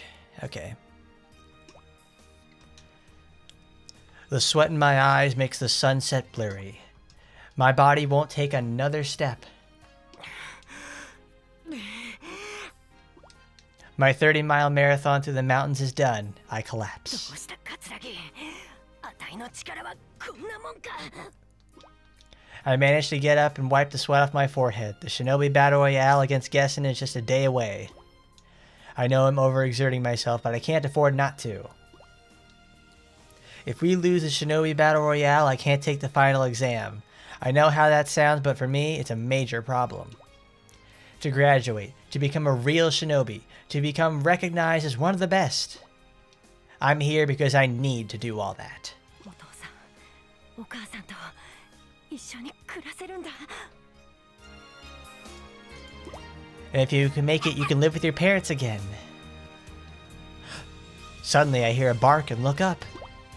Somewhere close by is Choco, the family pet. I know his bark anywhere. Tired as I am, I make myself get up and start following the sound. I run. The last time I saw Choco, he took me to my parents. Not to talk to them, just to look at them from a distance and make sure they were okay. I'm not trying to be a stranger to them, but I have to keep my distance, for a little while longer at least. Choco! Choco! As I run up the mountain trail, something fluffy pounces out from a bush. A round body and big round eyes. It's Choco. Choco! I hug him tightly. He happily wags his little tail. Suddenly, he escapes from my arms and runs. Choco! どうしたんだ? He takes off. I know where he's going, towards the village where my parents are hiding. Something feels wrong. I have to follow him. It's a long trek up and down the slopes and across the river. By the time I got there, the sun's gone down. Counting on the moonlight, I keep running, but I lose sight of Choco. Choco! I look around and feel for something.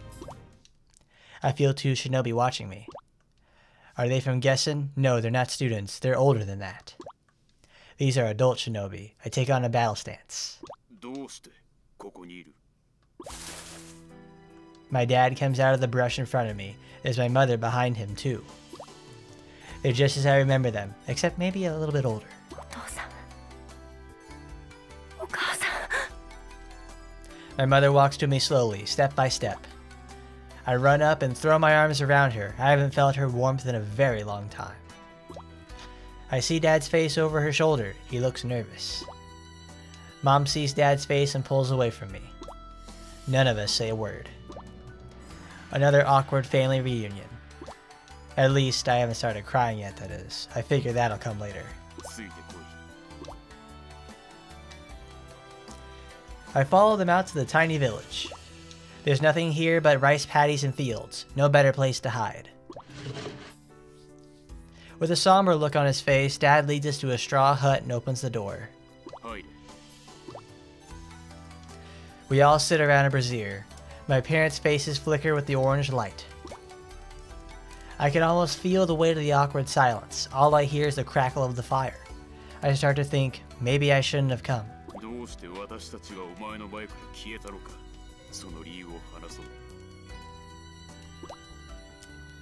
I give my dad a short nod. It was 5 years ago. My parents were part of two top good shinobi. Oh, my parents were two of the top good shinobi, and they received an important mission: to assassinate an old shinobi. He was one of the best good shinobi alive, but since he had dangerous thoughts, he had been banished from headquarters. 暗殺って、なんでそんなおじいさんを。その老人は忍びの世界に革命を起こそうとしていたんだ。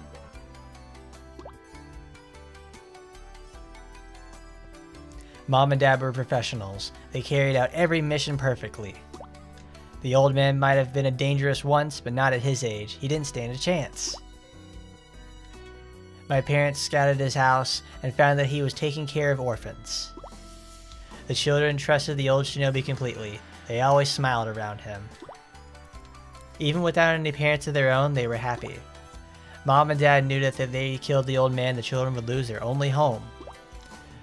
For the first time in either of their careers, they hesitated. But then they found the nerve and made their move.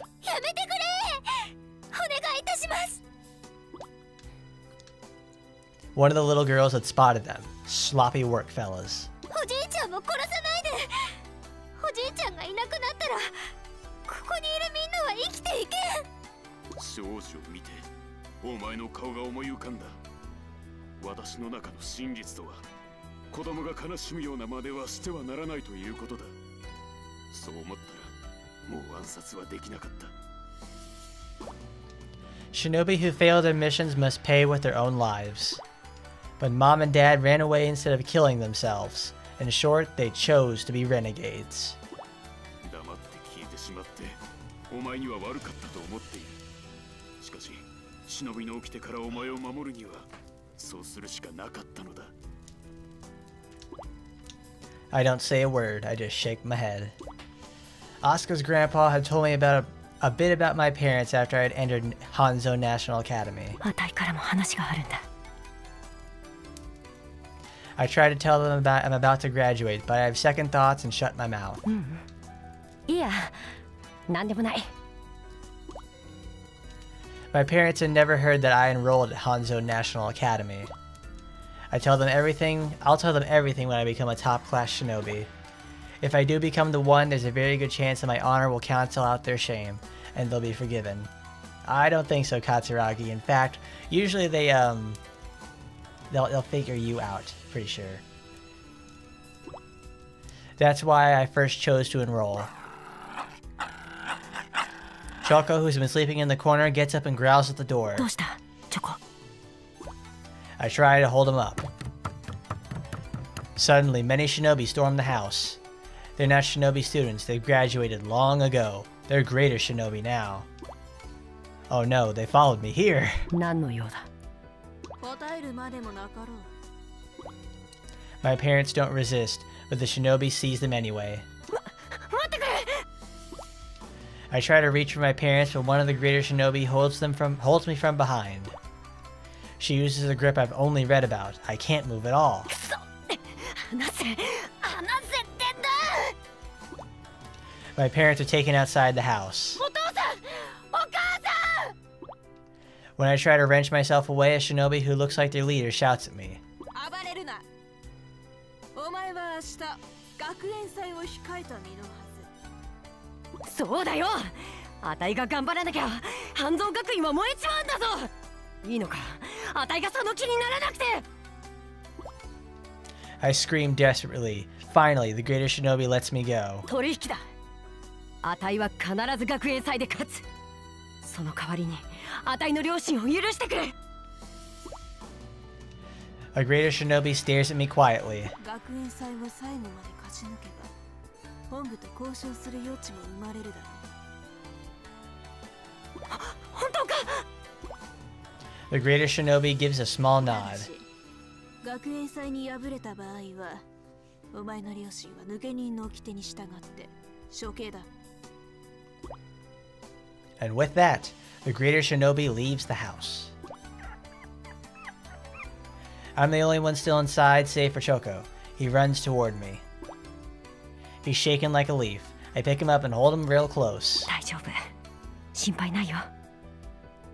お父さんもお母さんもあたいが助けるから。学園祭に勝って。I continue whispering this to myself as if trying to convince myself it's true. This is no mere contest between the schools. It's a battle to save my parents' lives. I can't lose. With Choco still in my arms, I clench my teeth. Oh, Choco's a little Pomeranian. I love that.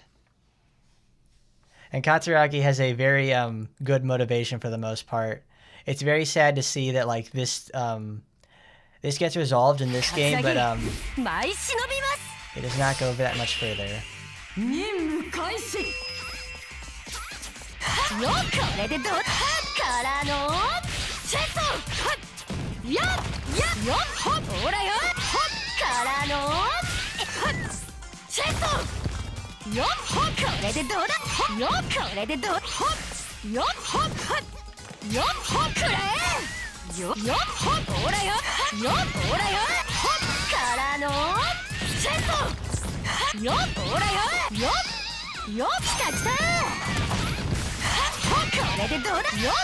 Yeah, actual stakes.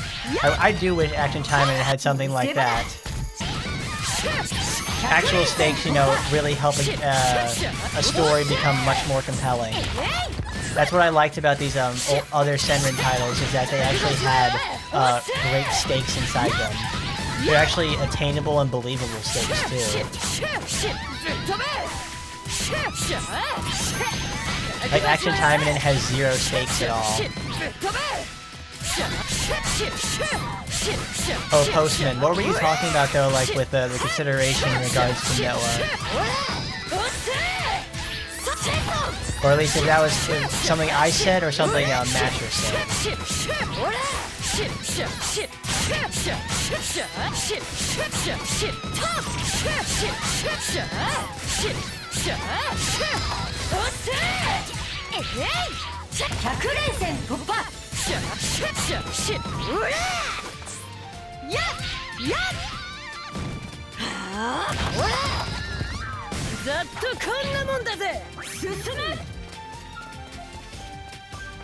Got time and it's only got stake at the flowering the gals. It's like, oh god, every time it's like they didn't give him any real stakes. It's always something like that. It's like, oh, we'll get you next time. Oh, we'll do this. It's like, it just makes me wish they would go back to actual VNs, because there were some actual stakes in there, but VNs don't sell.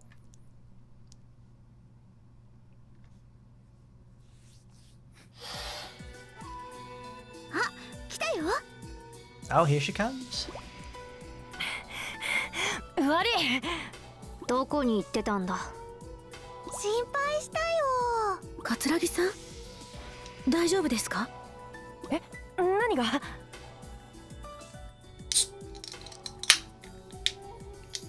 That's the best part about it, fellas. Opening up a cold one, talking about Taimanins and the Senrans. That's living the life here, fellas. 顔色が悪いよな。気のせい気のせい。それよりほら、そろそろ学園祭とやらの時間だろ。行かないとだ。みんなしっかりね。どんな相手かわからないけど、私たちならできる。ヘビ女との戦いだってちゃんと乗り切ったんだから。じゃあそれぞれ指定された場所へ。また元気な顔でここで会おう。え、あ、負けられねえよ、絶対に。とにかくあたいは勝つしかないんだ。お父さんとお母さんのためにもいい勝負ができたなんて甘いことは言ってられない。今回ばかりは勝たなきゃ意味がないんだ。 See, there we go. Katsuragi has stakes. She has a thing to fight for. お待たせしました。It's an attainable goal. あんたがあたいの相手かい？そうです。わしの名前は夜桜。ずいぶんとおとなしそうな子じゃないか。へえ、でもそれはあくまで見た目のこと。戦ってみればわかります。そいつはいいや。それぐらいのやつでなきゃあたいの蹴りに耐えられないだろうからな。ケリー、お前は足を使って戦うのですか？なんともハレンチなこと。女性なら美しく優雅に拳のみで戦いたいものです。 I love this. Yozakura and Katsuragi use weapons made from the same manufacturer or the same smithy. So it's legs versus hands. And it's a really, really fun dynamic. いいぜ。あたいの足とあんたの拳。 Let me show you what I call an ass kicking. Get him, cat, get him! And we get to hear Yozakura's theme, which is like this wonderfully flowing JRPG theme. It's really good. 鎮魂の中に沈みましょう。 Yozakura is a really fun character to play as too. 尋常に舞い散れ。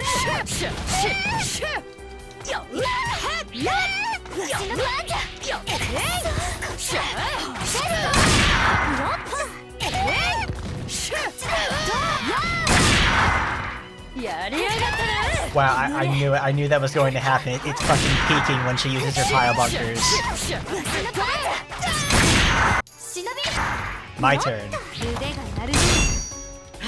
飛べ。秘伝忍法貫け。秘伝忍法。トルネード。シュピンデル。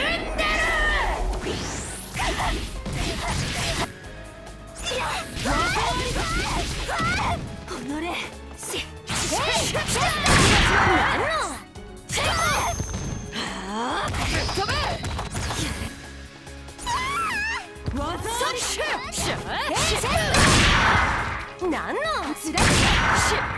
マッシュ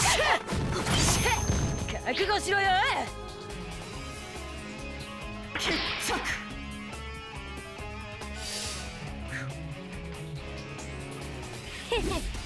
まるで相手にならねえな。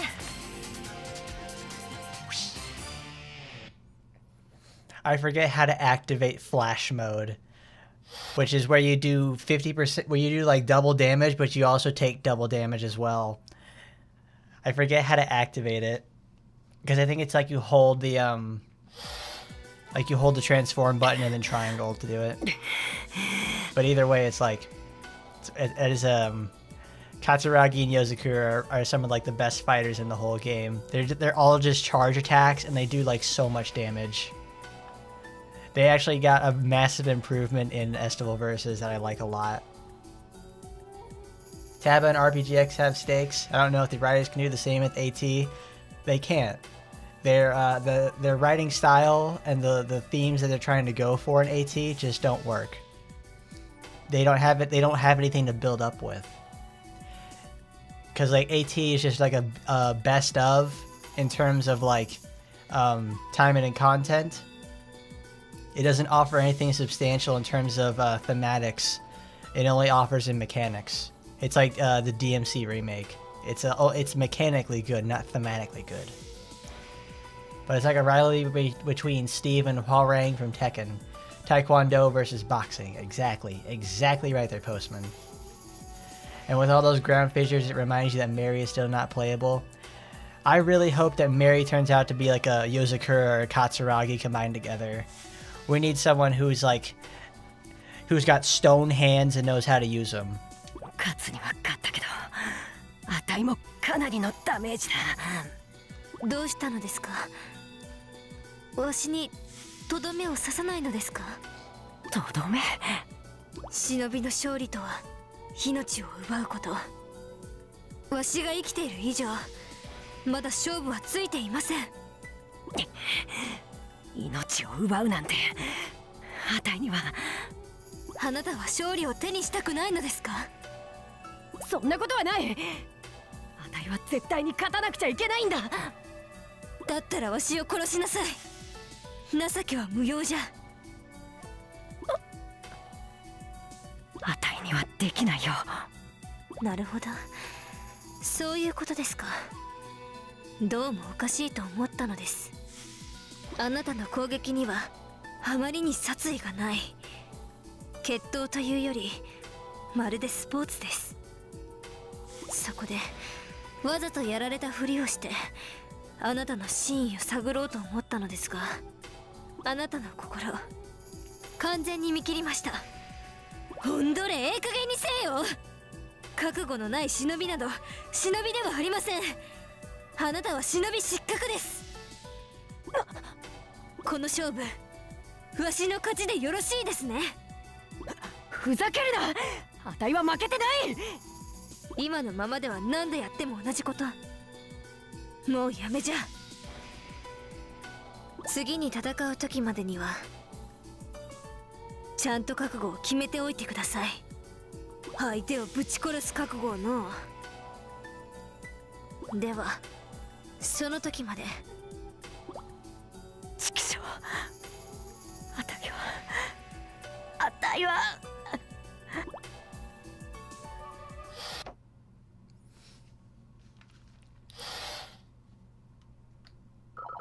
どんなもんだい。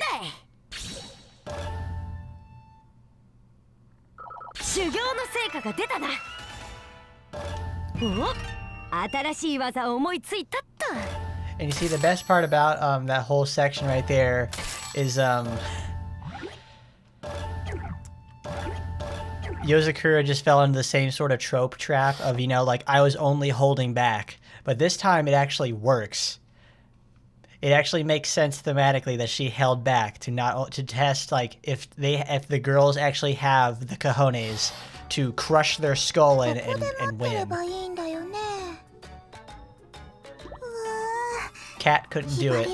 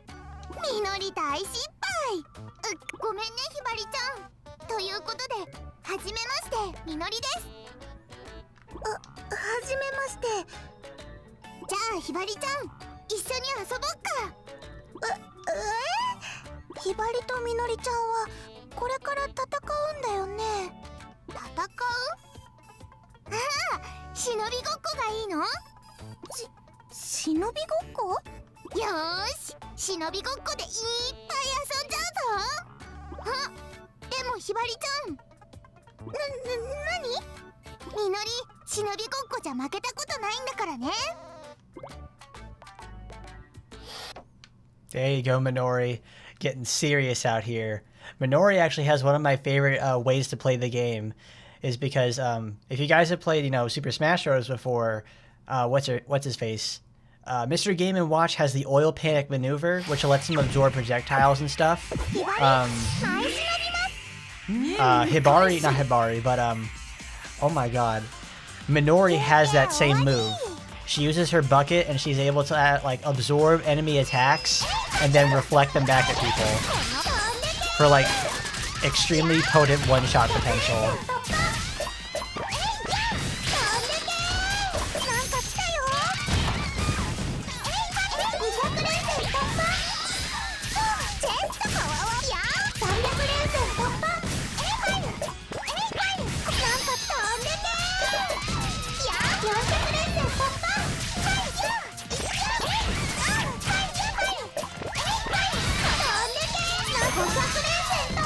Like, that's also another reason I really like this game, is because every character plays just a little bit different. But not a little bit different, some of them actually play like drastically different, like Haruka and Minori.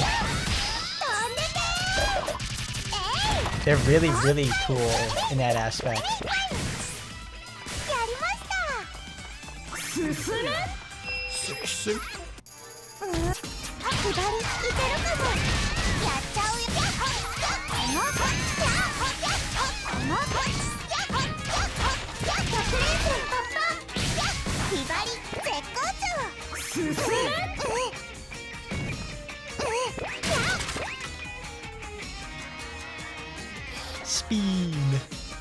So far, the only characters who have suffered past traumas are Asagi, Muchan, Tsuno, Kurunai, and Kiara. And of course, they're off screen because we can't show what actually happens to those girls.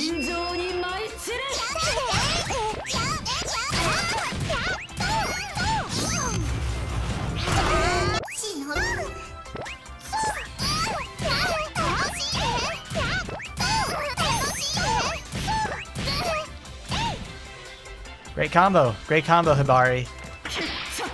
One cycled. ひばり、よくできました。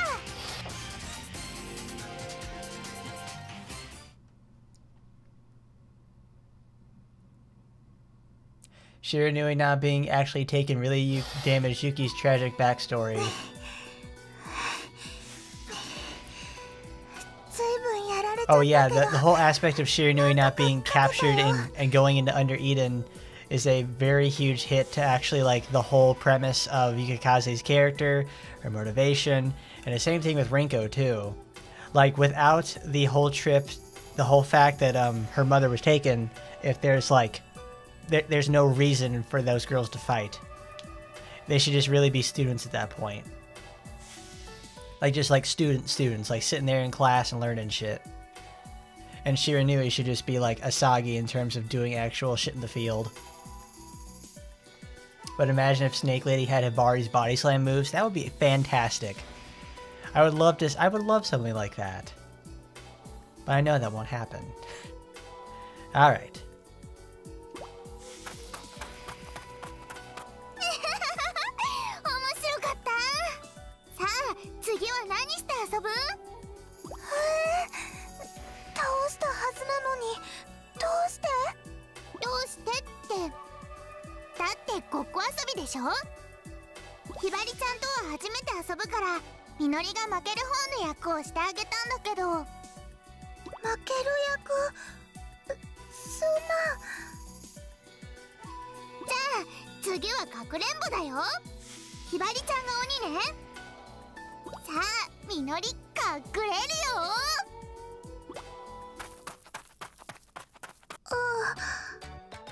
別に探しに行かなくてもいいよね。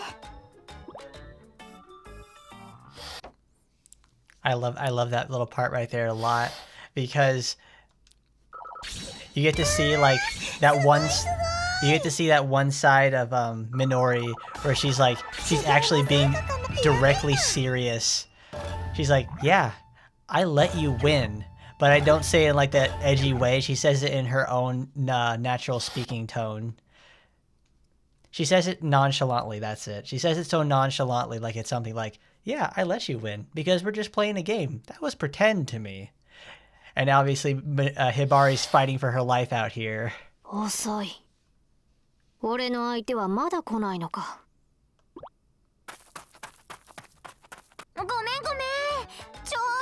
友達との電話が長引いちゃってさ。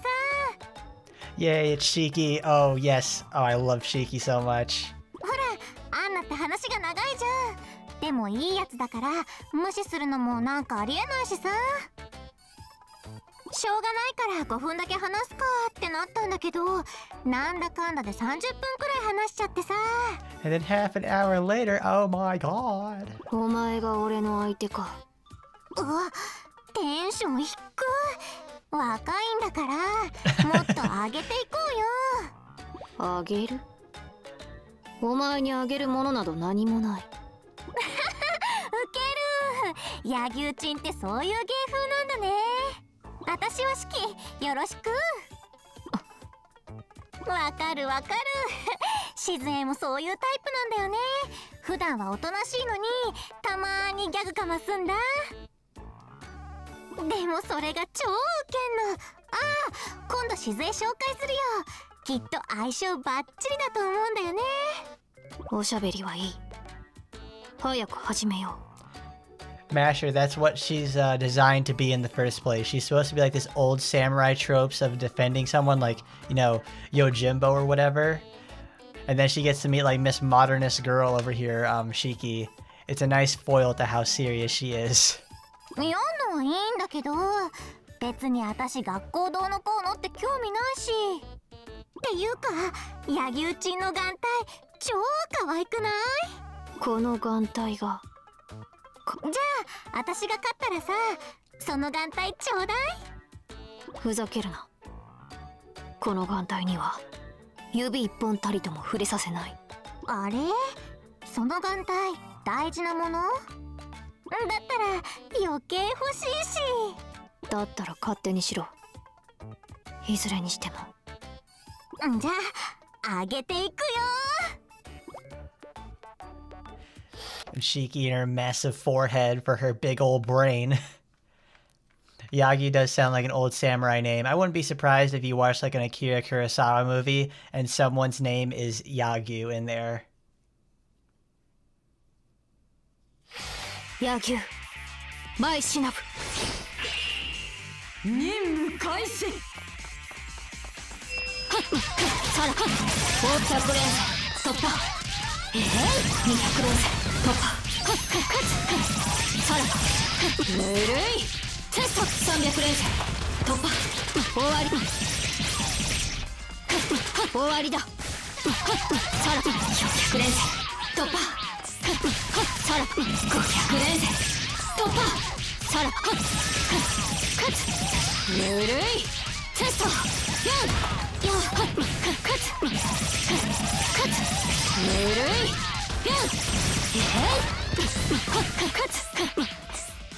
はっ。Who's still alive? Oh. さらば造作もない。 Her eye patch makes her look like a total chuny. I mean, that's the whole look they were going for when they were designing Yagyu. That's how her character is in like every one of these games. She's like a big chuny lesbian. 本番はこれからだ。400連戦突破と進め。よし。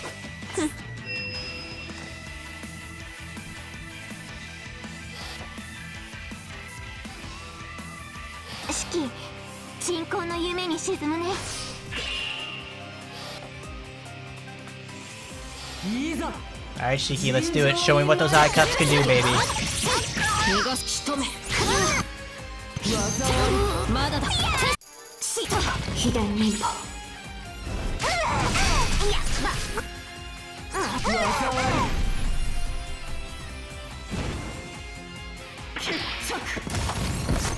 やばすぎるよ。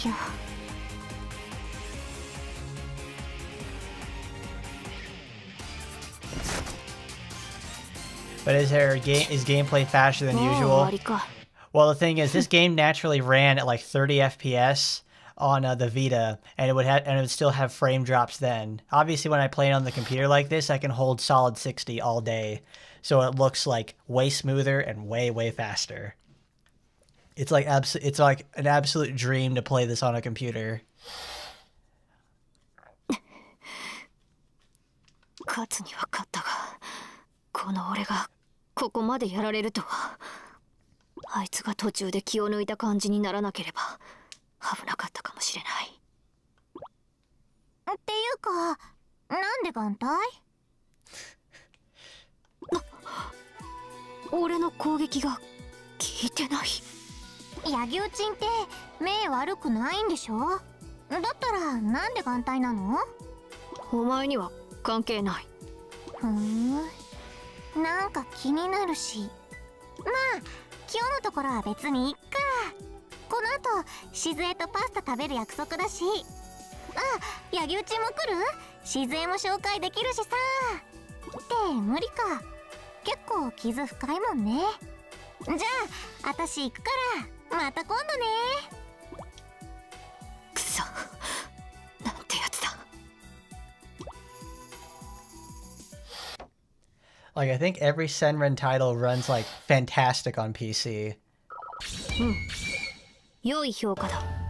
Like, I can sit here and run like well, this is obviously a Vita title, so like I have much greater specs than this game calls for. I think when I tried Estival Versus 2, I could do that pretty well. Peach Beach Splash, though, I think it had a simultaneous release on PC, so it may actually may not be as optimized. But either way, it's this game still runs fantastic, and I'm glad too. Ikaruga. やはり私の相手はあなたでしたか。どうして大老財閥のご令嬢が忍びに？お面を外さないとお話ができないようですね。ならば力ずくで外すのみ。いざ尋常に勝負です。Yeah, these girls get absolutely totally brutalized in this mission. They realize now what they're up against. I think Ikaruga is the only one who doesn't really have that much trouble against them. Well, as opposed to this. We're gonna see that obviously she's gonna have a rough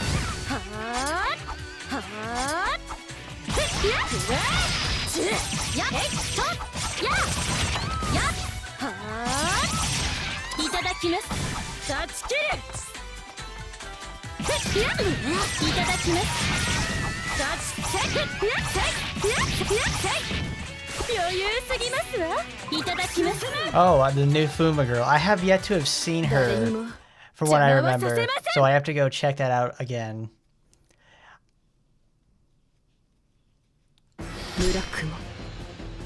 Who knows, maybe I've seen her already, but I just don't remember what she looks like.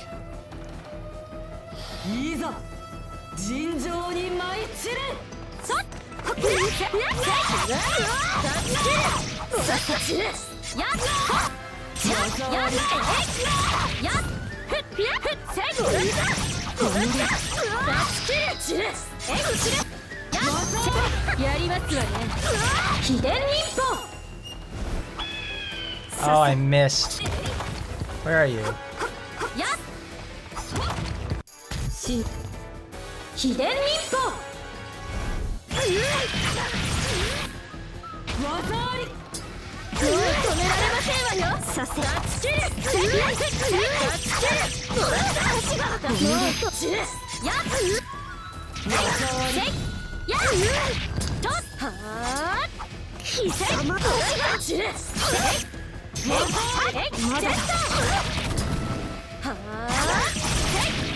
There you go.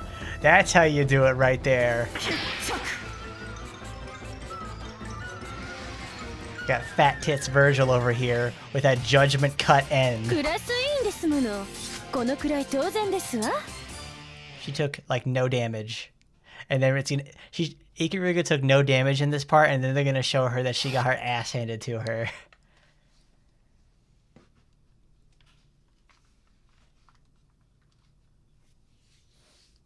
Like the whole point of Ikaruga's moveset is just like to copy for the most part Virgil. Like just down to like the aerial rave system, her judgment cut stuff, everything. And it's like it's a really good thing to copy because it's actually very satisfying to hit all the same beats too. 強い。私では面を外すのがやっとです。でもこれでやっとお話ができますね。我なんかとお話ししたら口が腐っちゃいますから、そのまま立ち去ってもらえませんか。こっちも見ないでください。村雲さん、大老財閥のご令嬢のあなたがなぜ忍びに？そんなこと言ったってイカルガさんだって法王財閥のご令嬢なのに忍びをやってるじゃありませんか。我だって同じですよ。Yeah, she needs judgment cut and doppelganger. I don't know. She has the judgment cut part. Well, they expand on that further in Estival Versus, but when they were first trying this out, no, they actually have that in Senran Kagura too, actually. So that's been in there since like probably since the conception of Ikaruga herself. The doppelganger though, that's not a thing, sadly. つまり大老財閥だって忍びを抱えているってことです。それぐらいちょっと考えればわかるはず。バカなのバカ。とにかく落ち着いてお話をしましょう。でしたらなぜ村雲さんは私に敵対心を持っているのですか？それは言えませんし秘密です。恨みというのは口から出た瞬間に薄れるもの。しっかり溜め込んでおかないと。恨み？私に恨みとは？もしや法王財閥と大老財閥の対立が原因なのですか？あら、いいところに目をつけましたね。確かにそれは当たらずとも遠からず。でも当たってはいないのも事実。私もあなたも今は忍びの身。親の争いで戦うのは筋違いだと思うのですが。だから当たらずとも遠からずって言ってるじゃありませんか。ちゃんと人の話を聞いているのですか、あなたは。え？これ以上我さらば。言ってしまいましたか。結局私への恨みの理由は分からずじまいでした。That's a really big problem for Miss Ikaruga over here, because Yomi hates her, and then she has, you know, Murakumo hating her. Like, Ikaruga lives her entire life of being hated by a whole bunch of people and literally doing nothing wrong, just being herself. それにしてもこのまま戦い続けていたらやられていたことでしょう。これほどの手傷を負うのは久しぶりです。みんなは大丈夫でしょうか？ Oh, come on now, Ikaruga. You damn near stripped her naked. 高評価をいただき光栄で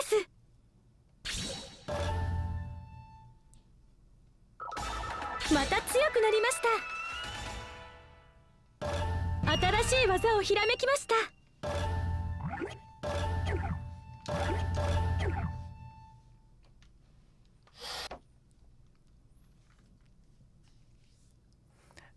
I mean, yeah, Postman, that's like 90% of all of Ikaruga's problems are because someone is jealous of Ikaruga. And she always plays the same card of like, no, stop. Don't be jealous of me. I'm just the same as you guys. It's like, no, you're not. You're rich, poor, 他の whatever. みんなはもう戦ってるみたい。私もなんとか忍び結界を守らないと。アスカさん。アスカ。イカルガさんに勝つね。二人とも無事だったんだね。ええ、なんとか守りきりました。でも正直きつかった。勝つね、イカル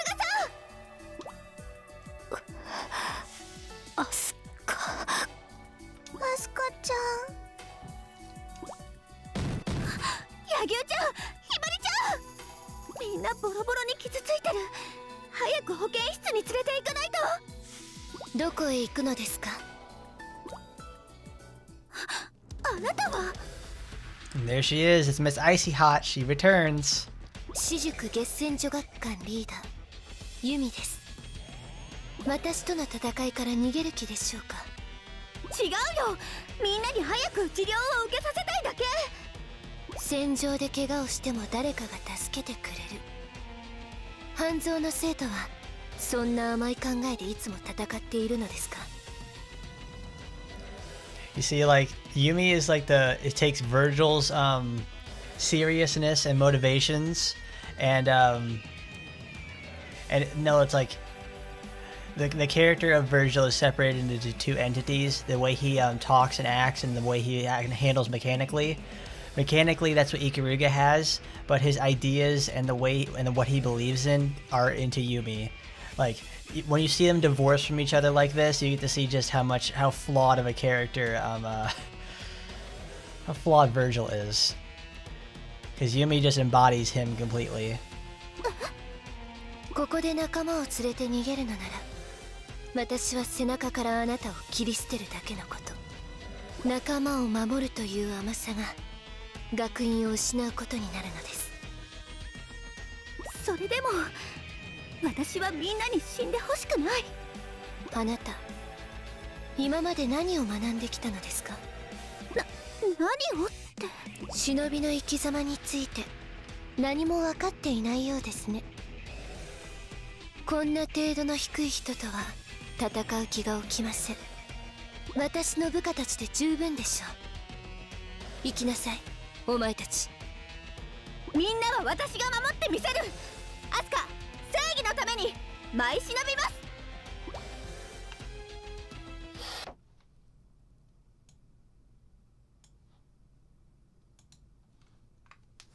The next event card will be Saraste's and other Fuda, and there's a lot of hermaphrodites over there in Tabo. アスカ、舞い忍びます。 I don't understand the need for them, but it's like, here they are.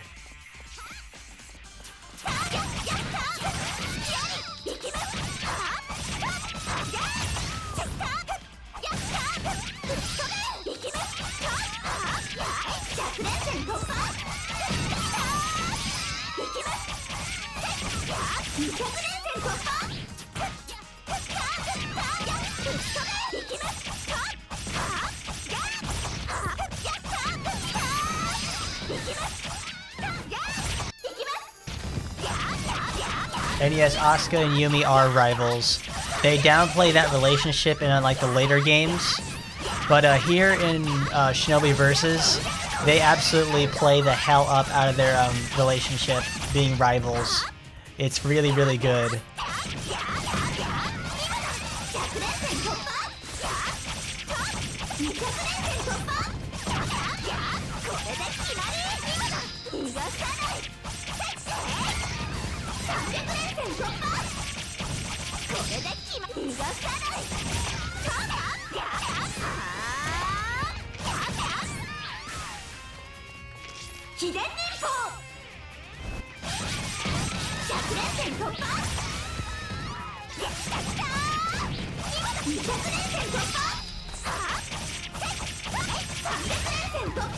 I mean, the thing is right here, it's like, you know, Asuka has really, really good hit combos, so she can get a lot of EXP really quickly out of it.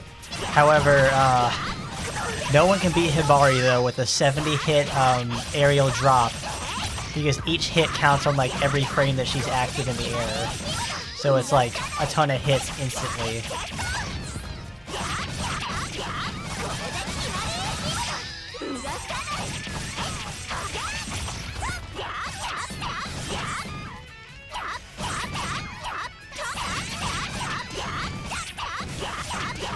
That's another thing that Shinobi Versus, Estival Versus does really nicely too. It sounds like there are way more enemies on screen, and that's the best part. I love mashing through all these guys. It feels good.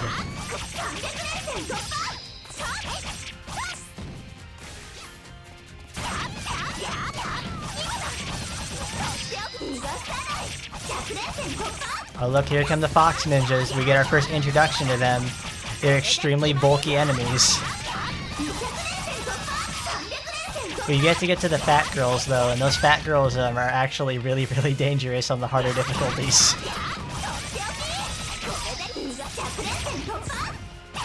I think there's actually a difficulty mod for this game, and I thought about downloading it.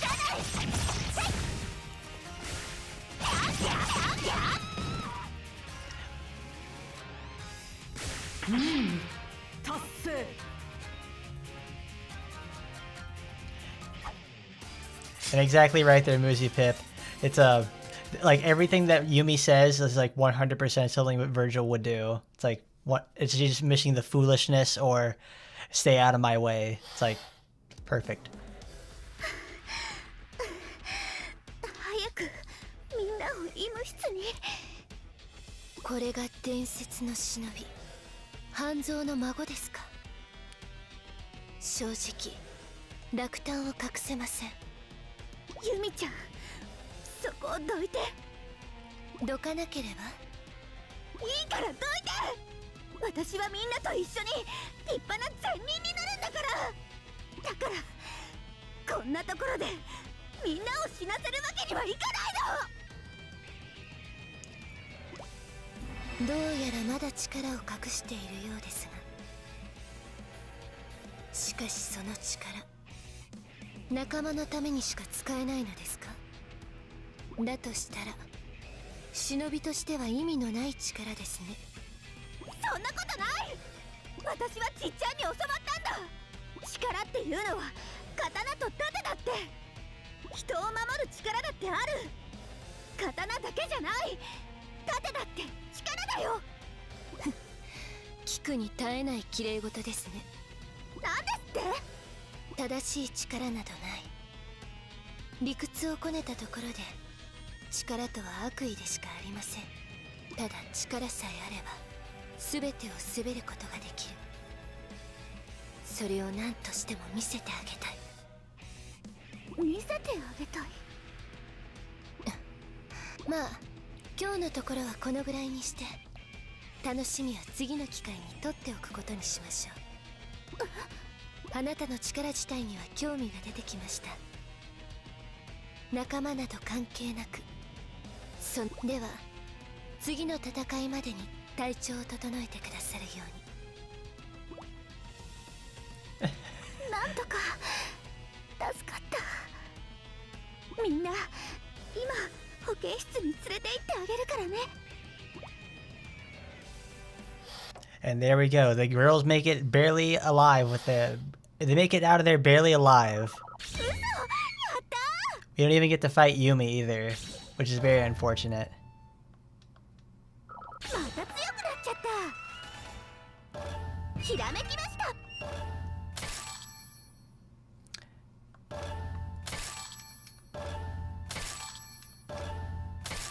Alright, you were never a fan of food. It just feels very wrong. It's like those girls in the stories are overcompensating. I don't know what the idea is behind Japanese beliefs and futanaris, but I'm not going to get into that sort of thing.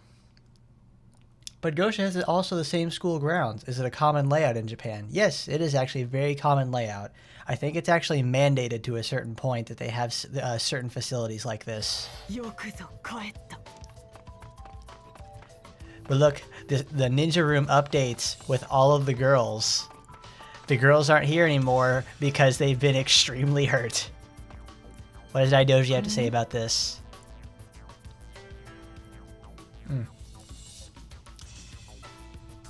Alright, see you, Postman. Have a good night. But in combat, it's most tempting to focus solely on the opponent, but remember, you have to fight yourself as well. Your weaknesses will place you in danger if you neglect to control them. Face yourself first. Daidoji, I don't know if your words can ring very true there, because your weakness has held you back for years. Well, at least nobody died, but just look at the lot of you. I know how much is at stake here for all of us, including myself, but let me just say one thing. Don't push yourselves too hard.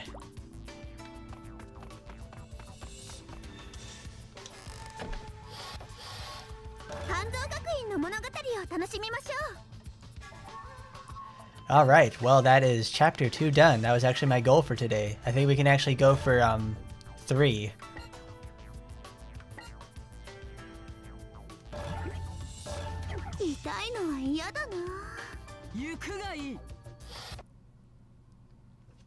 Oh, I love that. Daidoji just yells at her. She's like, I don't want to get hurt. You go get hurt. You're gonna like it.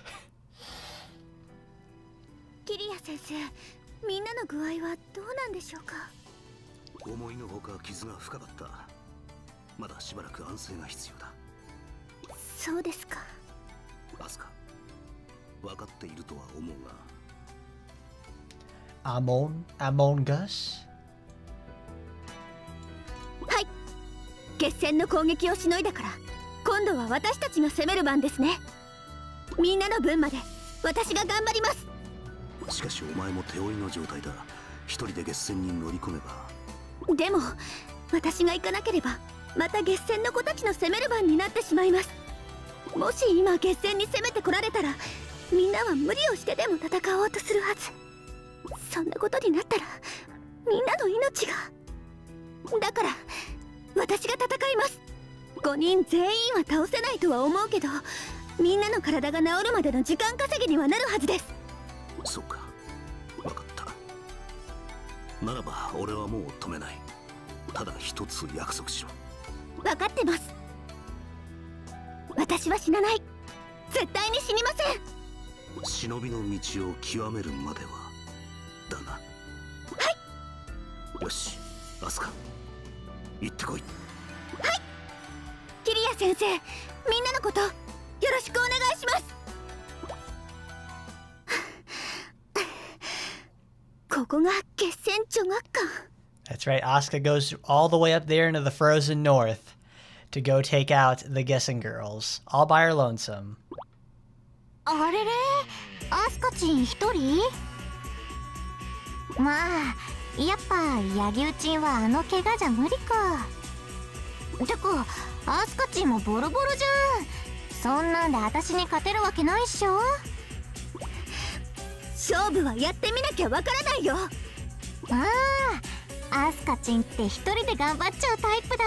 偉いなあ、マジリスペクトだよ。でも何もしないで返すとかはありえないし、サクッとやっちゃおっか。私は負けない。みんなのためにも負けるもんか。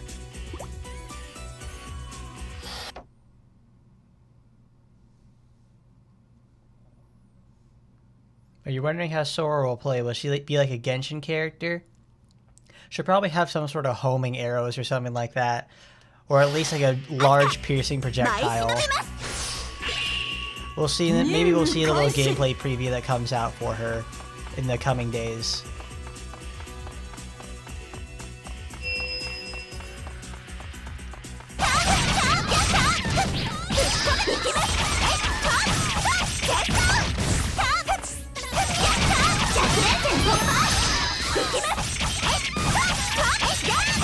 You just need a character like Nero to stop Virgil.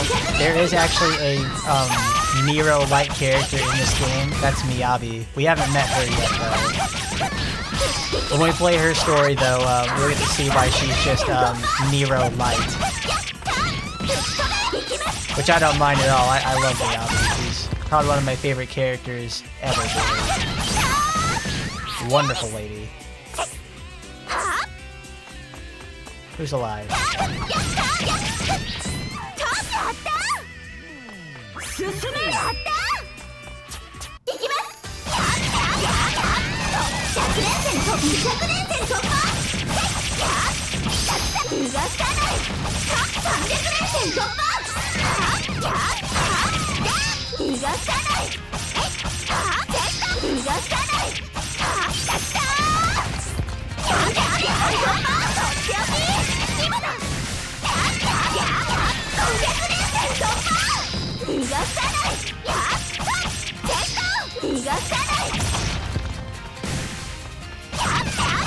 Damn it, there's always one. There's always one that ends up getting like knocked out of the combo at some point.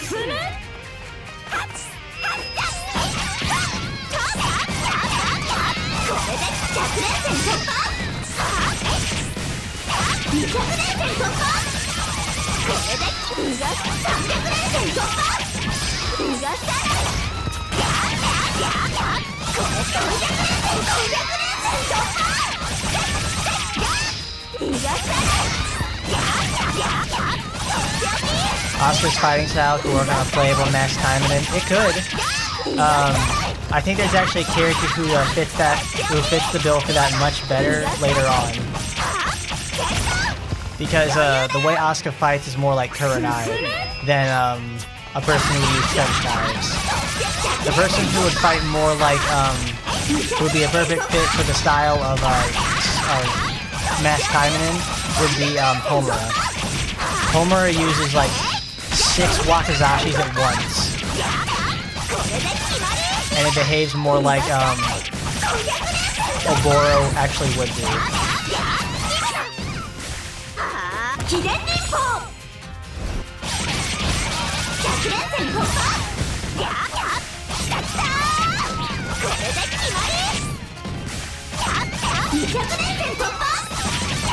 Because I'm very sure we're not going to get to Homura today. Actually, because that's not my goal for what I was going for today.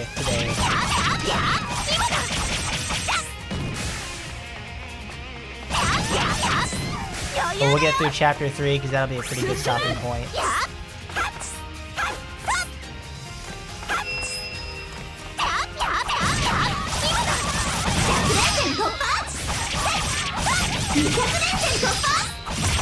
But But now we get introduced to these bear ninjas. They play pretty passively, but they always go run in a single direction. So characters who have like lots of sweeping attacks, like Asuka do, she makes it a very easy job to get it. Katsuragi has a very hard time against those enemies because she's so slow.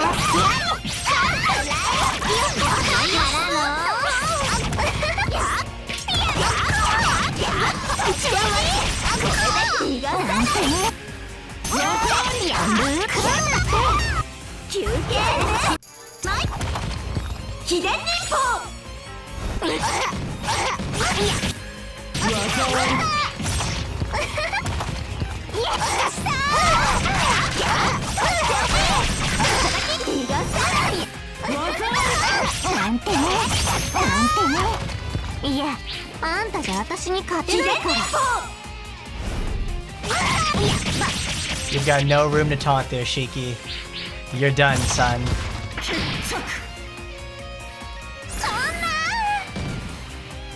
The Bat Tats explosion. Oh, that's great.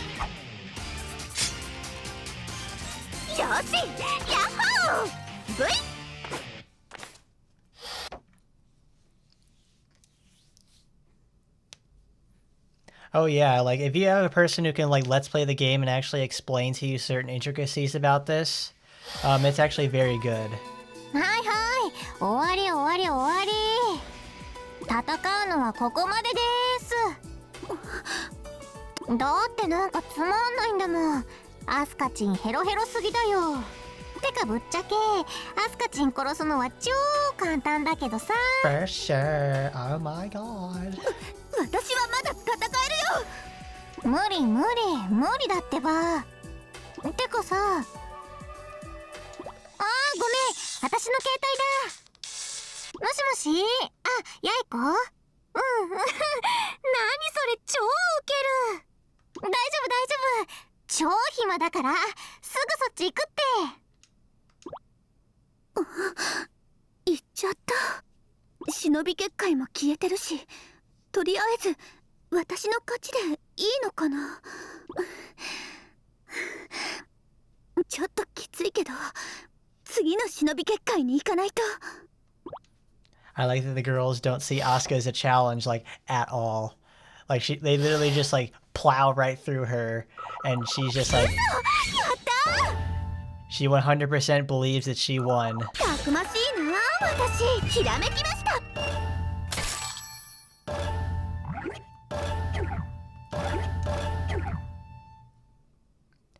Oh, Asuka, you need to learn not to have a PhD in the science of selling yourself short. Because, frankly, you gotta think yourself a bit better than that girl. 次の相手はあなたですね。勝負です。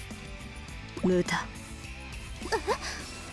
手負いの貴様、我に勝てるはずなし。そんなのやってみなきゃわからないよ。無謀なし、価値のないし、忍びとして人として恥じるがいい。私は負けない。負けるもんか。 Oh, Asuka, you're gonna pay for your recklessness. You really will. You're tearing yourself apart at the seams just to get back at these girls, and frankly, you're not even in the same league as them. At least, not yet. アスカ、舞い忍びます。任務開始。 Like when we're in the guessing girls area like this, it makes me wish I was like, I would love to go play Yakuza again. That's actually a really fun game.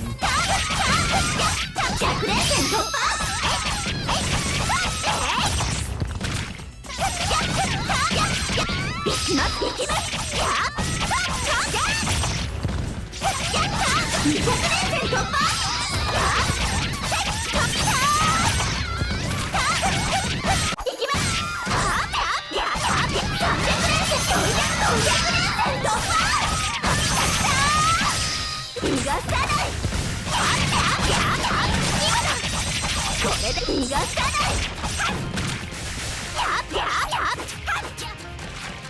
秘伝忍法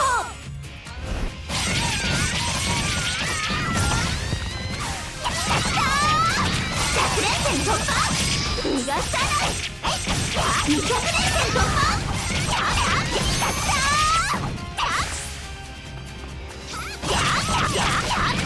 Well, of course, there's always one that gets like thrown off to the side or somewhere. 村雲鎮魂いざ尋常に舞い散れやるね遅いやるね雑魚がわめくな逃がさない技あり甘いよ秘伝忍法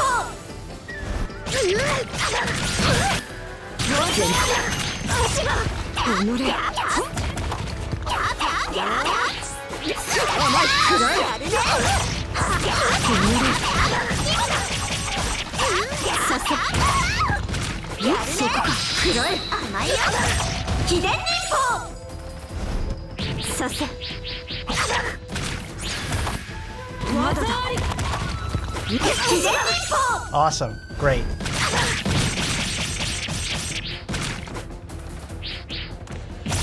That's the best part about using your Ninpo attacks, is that you're completely invincible during the entire duration, so it's great for just crushing through enemies, well, enemy bosses and stuff like that.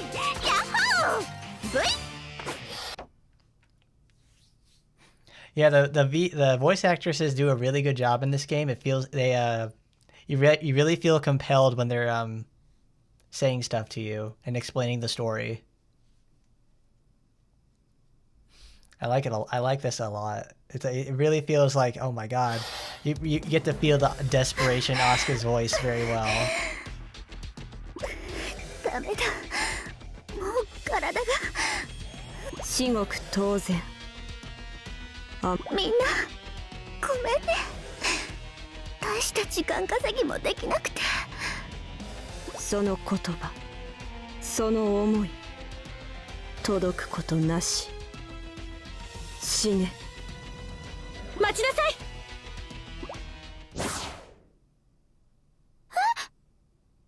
アスカさん大丈夫ですかイカルガさん話はキリア先生から聞きましたアスカ水臭いぜ無茶して一人でカッコつけるんじゃないよそうだよひばりたちはいつでもみんな一緒だよみんな体はもう大丈夫なの俺たちのことよりちょっとやられたけど大丈夫だよまったくアスカは真面目すぎるんだよもっと先輩と後輩を信じろってそうだよそうだよ信じる者は揉まれますもみもみもみもみもみもみもみもみひばり葛城の影響を受けるなそうだよねみんなごめん私つい焦っちゃって分かればいいそれよりも問題はこいつだと言ってもあたいたちも病み上がりだし来るぞ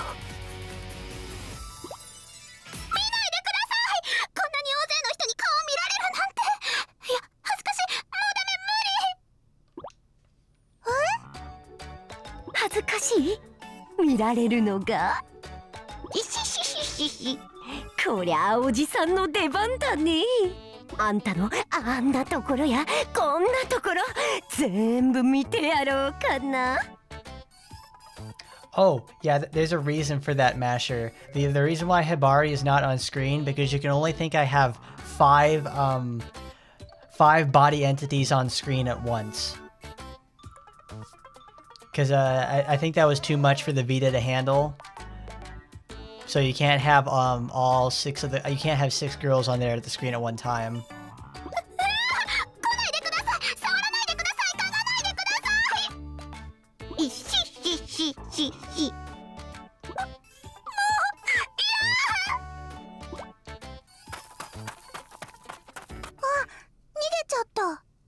見たか、あたいのセクハラ地獄。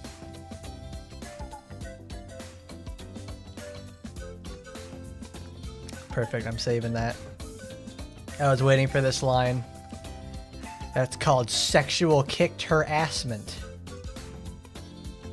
God bless you, Katsuragi. 最低だな。でもとりあえず危機は脱したみたいですね。じゃあ半蔵学院に戻ろう。そうだな、帰ってひとっ風呂でも浴びようぜ。疲れや怪我を癒すには半蔵学院の風呂が一番だ。お風呂アスカさん、あなたは頑張りました。胸を張って半蔵学院に帰りましょう。 And you see that they took Murakumo out of the equation, so now it's like, why couldn't they just put Hibari in there? I guess they just didn't bother with it in the first place. It's like, oh, we got all 5 girls. It's like, the scene's almost over. We don't need to save our manpower for that, anything like that. Oh, shit. 気持ちいい。やっぱり風呂はいいね。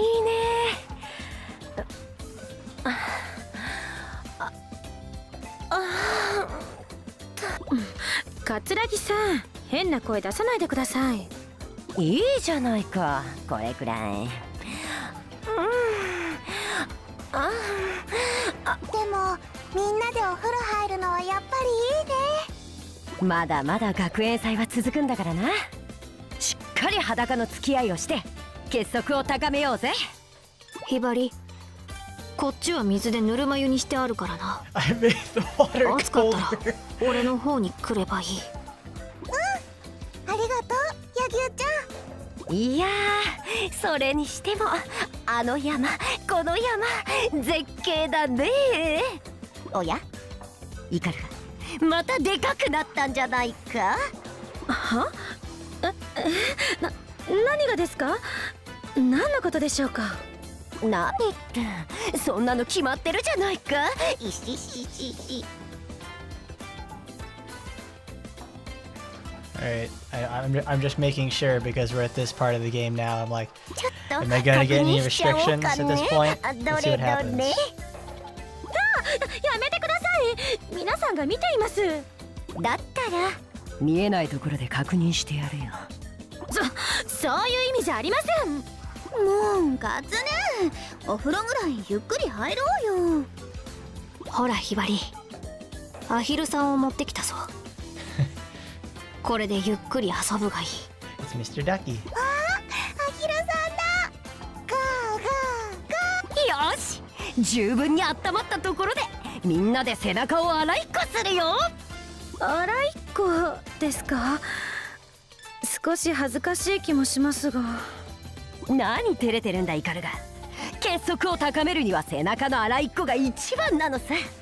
さあみんな輪になりな。わーい、洗いっこ洗いっこ。ひばり、ゾウさんのお風呂セットを用意した。よし、みんな準備はいいな。はい。ああ、背中をゴシゴシ、きれいにゴシゴシ。ひばりをゴシゴシ、きれいにゴシゴシ。じゃあぐるっと回って今度は反対の人に。 Yeah, Senran Kagura can make a good collaboration with Action Time and ゴシゴシ。 Because this part right there, they're just gonna wash each other's backs for the next like 5 minutes. But yeah, they would make a really good collab for that game because it's これから戦いはさらに厳しくなる。 very because obviously they both are they're ninjas in general. They do very good stuff together. なるほど。 As yeah, they would work definitely as like a limited supporter, or they would have like as an event supporter. イカルがさ、ちょっとくすぐったいよ。動いたらダメですよ、アスカさん。きれいに隅々まで洗うんですから。 Like they would probably have, you know, like, oh, obviously it'd be like a 1 or 2 part event. Like we'd have like, you know, what's it called? 逃げちゃダメですよ。 Like they would have Yumi and Asuka. They would be the guys that come in there. They would have their own individual supporter in the game, and you would get to like roll for them or do some sort of like event for them or whatever for a collaboration. この声は What was that mysterious voice? Oh, we're gonna find out.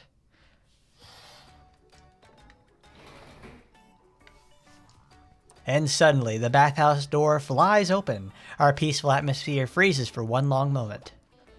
The person at the door was my grandpa, wearing a towel around his waist. ちっちゃまた覗きかこのエロじじい Kat and the others threw wash basins at him, but he dodges them as though they were a reed in the wind. Not a single drop of water strikes any part of his body. もう投げるものがありません。化け物か Ikaruga and Yagyu stare at him with eyes wide open. I understand their astonishment. My grandpa is Hanzo, the legendary good shinobi. Hanzo Academy was renamed in his honor. He says it with a straight face. この状態でどう落ち着けっていうの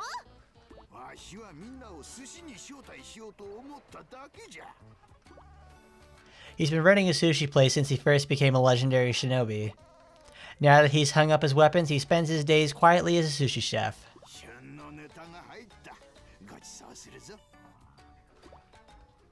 ご馳走してくれるのは嬉しいですが、でしたらタオル一丁でお風呂場に入ってくる必要は。そこはそれノリじゃ。では店で準備してるからの。He leaves, laughing wildly, of course. We finish up our bath and towel off and head out to Grandpa's sushi place. His sushi is phenomenal, but his restaurant isn't big or famous. It's in a cozy little place in a small shopping district. From what I hear, it's hard to keep the business running, but thanks to some regular customers, he manages day by day. どうも An appetizing scent of vinegar and my grandpa's smile welcome us as we walk through the door. さあそれそれ今夜は貸し切りだ。 We take his invitation and sit on down. さて何から握ろうかな。タラ、カンブリ、金目鯛、ヒラメ、どれもお前たちみたいにピチピチじゃ。じゃあ私は太巻き And as soon as I say that, Grandpa literally trips over my words. 一瞬のネタと言っとるのに。 But his Futamaki rolls are special to me. I can't resist. ではまずは太巻き。その後で半蔵様のお任せというのはいかがでしょうか。 Hibari raises her hand in agreement. Though with a bit of sour expression on his face, Grandpa begrudgingly whips up some of his famous Futamaki rolls for us anyways. We all dig in. おいしい There's this really great gif out there of Hibari biting into the side of a Futamaki roll because it's like, you know, you're supposed to eat it like a popsicle or something. Like you don't lick it, but you like bite it down the center like a hot dog. That's it. But no, Hibari goes against the grain and just bites it from the side. You gotta love our little cotton candy muffin. さすがだ。本当に。やっぱり伝説の忍びが作る寿司は違うな None of it is flattery. These rolls are that good. Grandpa smiles and starts on the next course. Come to think of it, I haven't been here in a very long time. The last time I came here was 6 months ago, when I had sushi with Homer for some reason. Homer was a shinobi student at the Hibijo Clandestine Girls Academy, which trains evil shinobi. At the time she and I ate sushi together, she and 4 of her other Hibijo classmates were fighting against us as Hanzo students. はいやお待ち。 Grandpa put sushi in front of us as soon as we finished the rolls. ねえじっちゃん覚えてる半年くらい前ここにホムラちゃんと一緒に来たことおお、あの黒髪ボーイの子じゃな。ホムラちゃんは悪人の学生だったのに、どうしてじっちゃんは優しくしてあげたの？ His eyebrows move a little. 善人も悪人も表裏一体。突き詰めれば同じものじゃ。何も違わん。 He puts ginger in front of us and wipes his hands as he says that.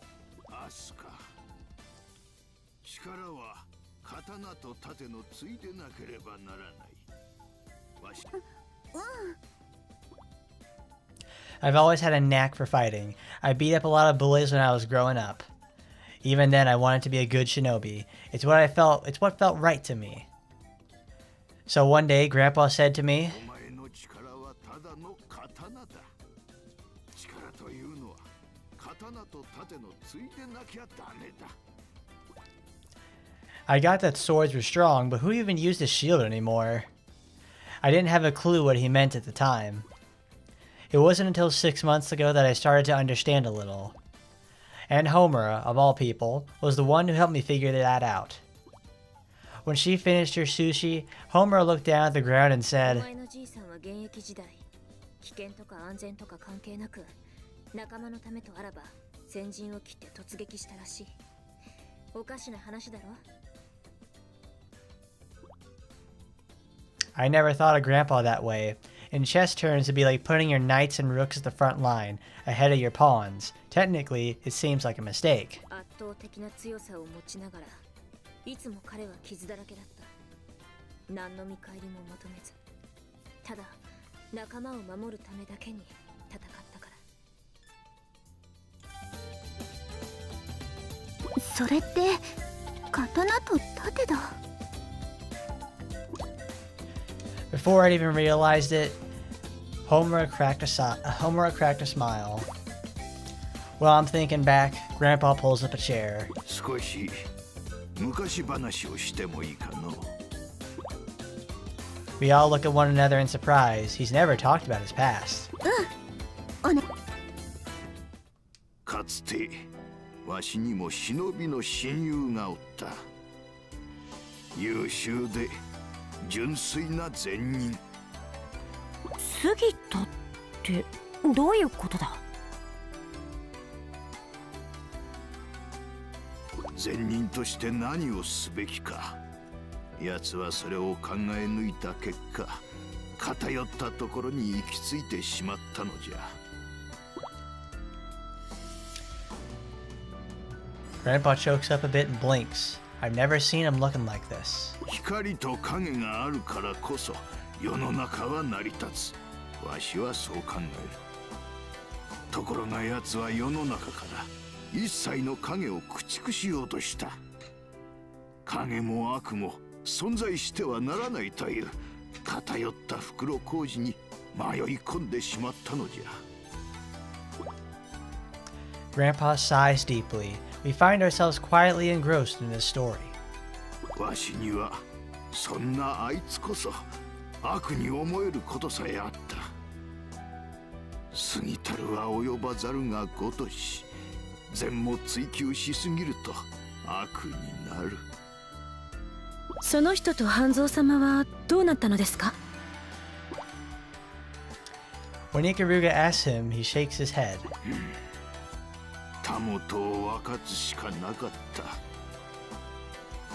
じっちゃんは世の中には悪も必要だと思っているの？お前はどう思っておる？ Homura's face comes to my mind. She's an evil shinobi, but in a way, I need her.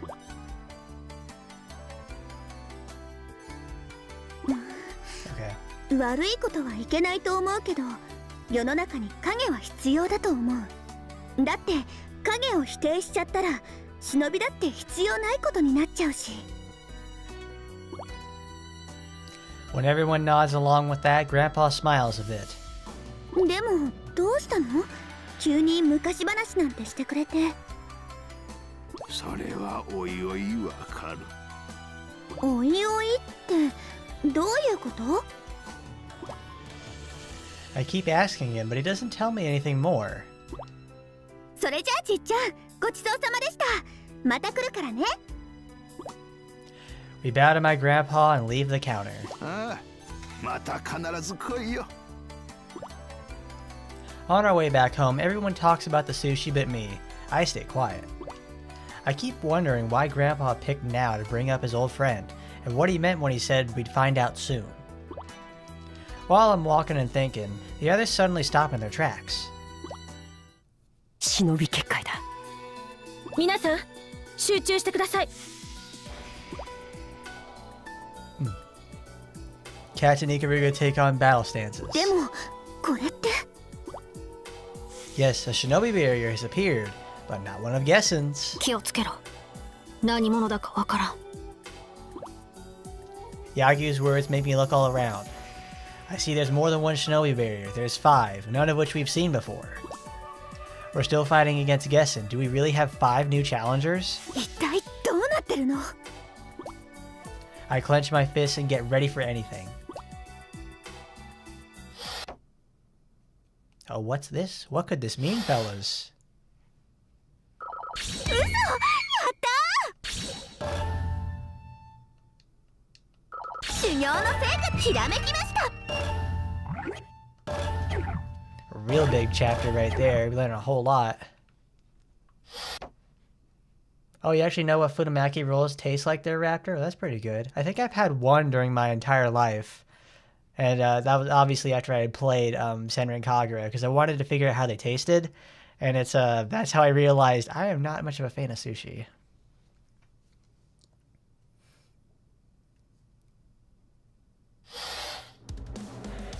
貴様らが半蔵の生徒か。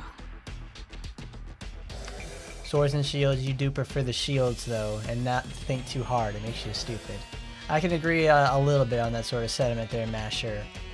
But also the orange text blends with the background, you can't read it properly. I think that's a sort of streaming problem then, because it appears nice on my screen, but probably when it has to go through like YouTube and Twitch and stuff like that, the encoding or the bitrate is not very good.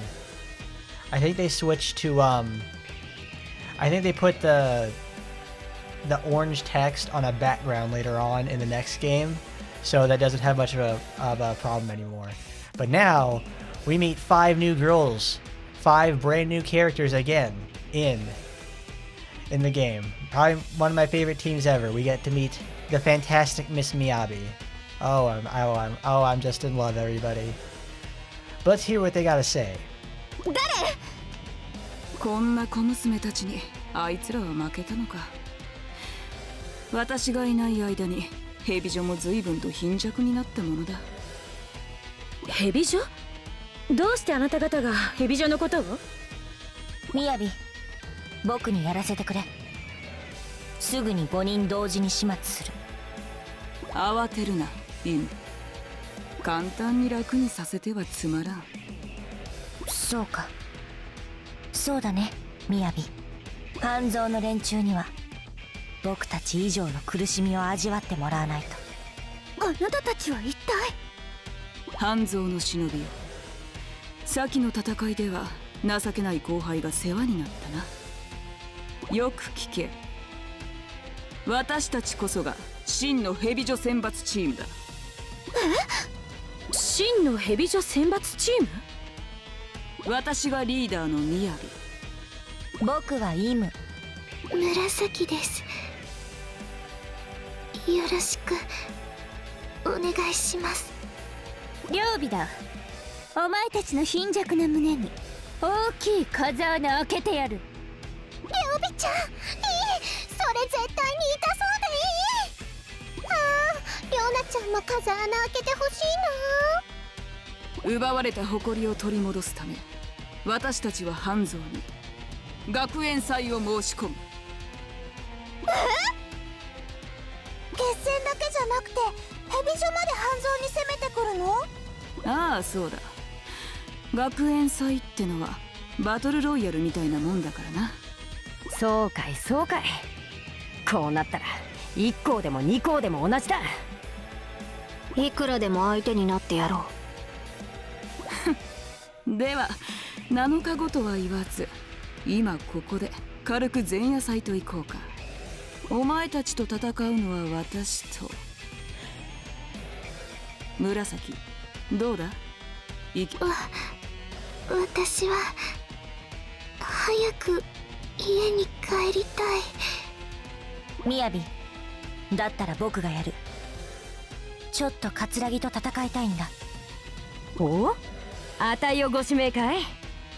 日陰なんかに勝ったからって調子に乗るな。なんだって？日陰が弱いとでも言いたいのかい？ああ、弱いね。話にならないぐらい弱い。それは聞き捨てならないな。日陰が弱いってことはあたいも弱いってことになるからな。違うのか？ああ、日陰は強い。そしてあたいはもっと強いぜ。だったら証明してみろよ。Oh, we get to meet the lovely girls of Hebijo. They look just like delinquents. They act like delinquents too, especially Miyabi. Katsuragi, mai shinobi masu. Katsuragi unfortunately has to face off against Inu, like the single best character in the game.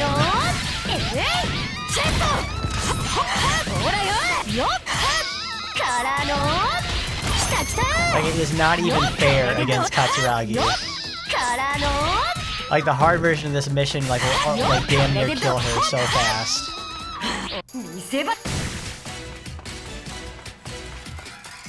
But yeah, this Murasaki in the game is a lot different.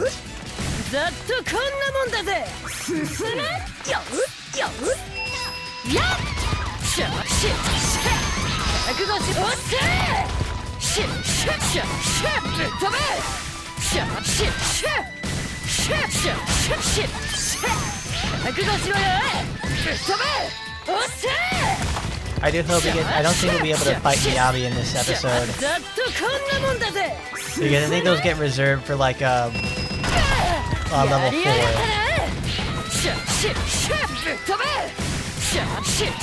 But either way, this is still fun enough. Kaboom! Oh, good job.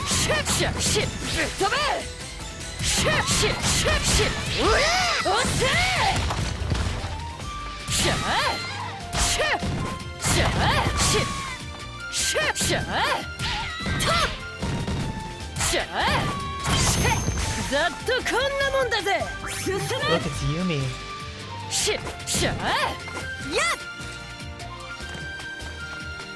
I love the music in this game so much. It's like really whimsical and uplifting traditional Japanese music.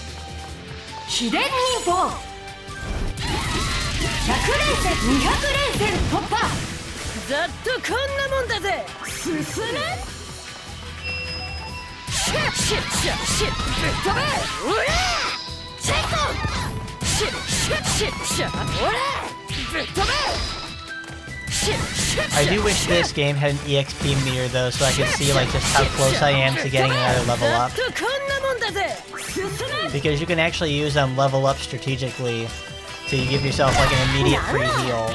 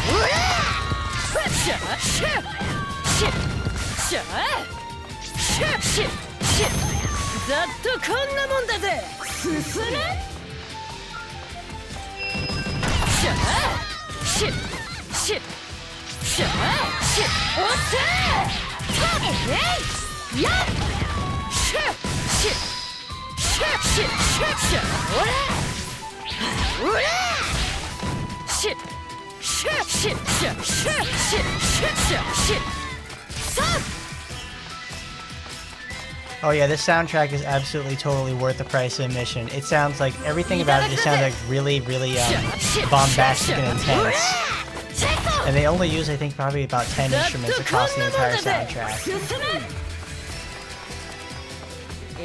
That's what I really like about the soundtrack for the game.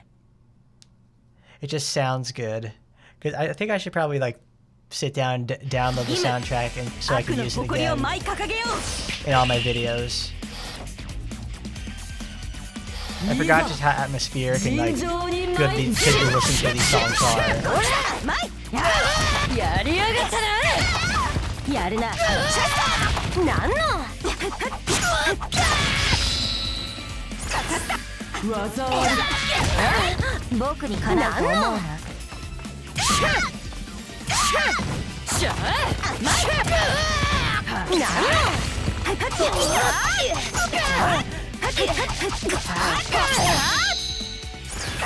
And this is why Inu is one of the worst characters to fight, because she can inflict paralysis, and it's like really, really annoying to get hurt by her.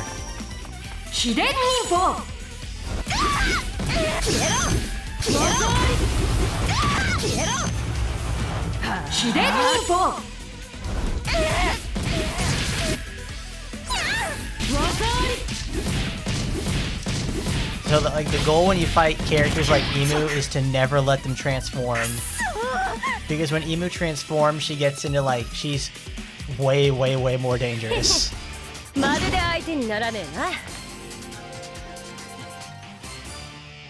she's an absolute nightmare to fight if she gets transformed.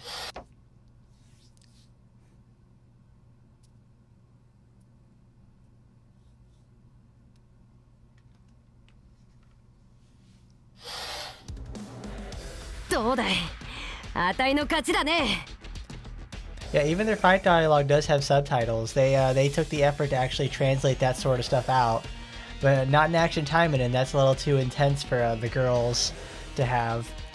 I would like to know what they're saying, you know, during the battle itself, but we can't even have. We can have that, you know, here, but not there. Orale. 今のが本気か？当たり前だろ。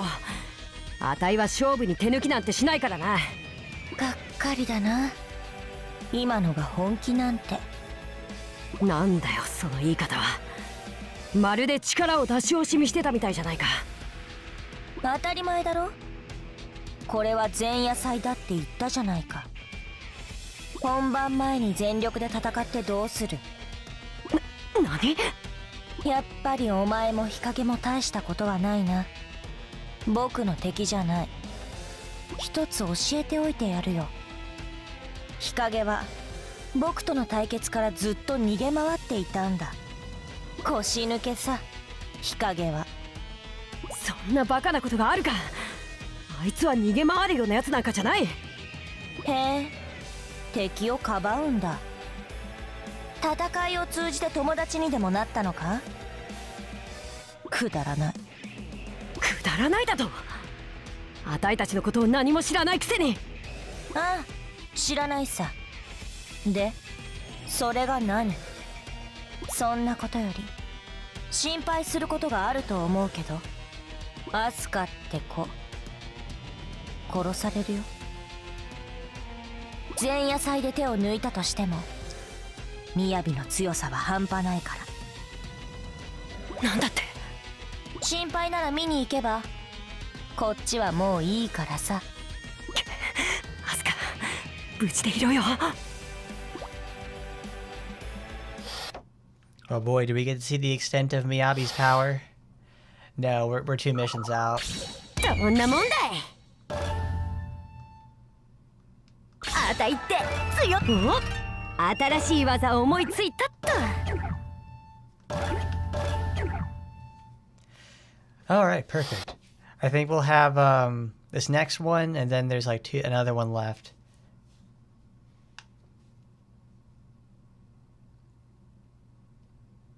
It's just one mission after another. You never get to go back to the ninja room after this.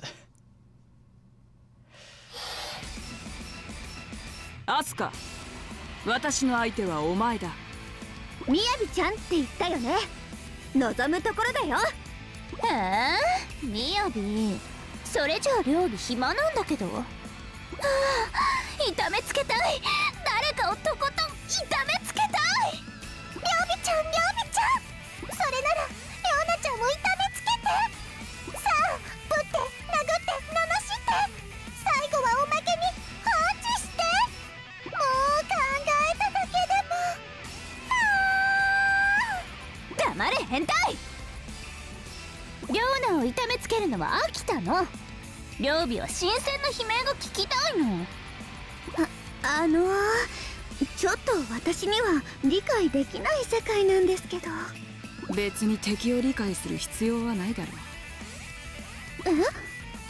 う。お前はいちいち敵を理解しないと戦えないのか？そうじゃない、それは逆だよ。逆？戦ったから理解できたんだよ、ホムラちゃんたちとも。では私のことは理解できないな。どうして？私と戦った相手は例外なく死ぬことになるからだ。みやびちゃん、私は死なないよ。まだ忍びの道を極めてないんだから。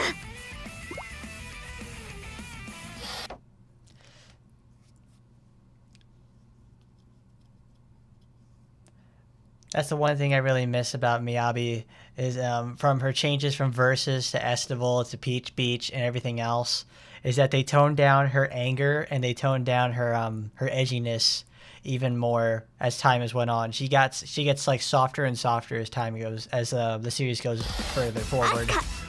舞い忍びます。みやび、悪の誇りを舞い掲げよ。りょう、悪の誇りを舞い掲げる。 That's right, it's a 3v1. Here we go.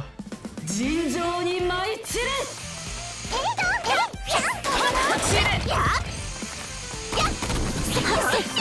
料理の理論を消し止めにしてやろうよ。行きます。まだだ。まだ甘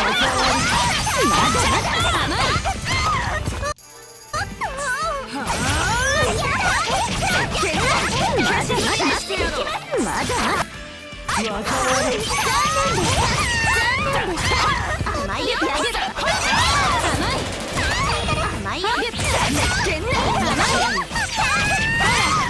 興奮してきた。知らないんだけど。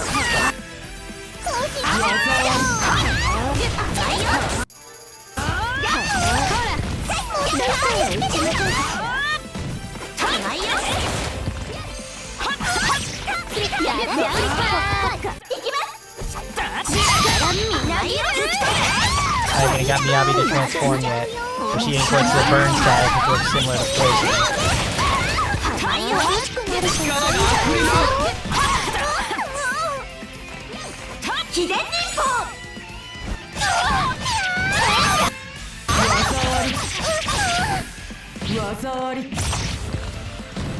Double kill. Oh, fantastic. Good job. Great job, Asuka. Let's take out the status now.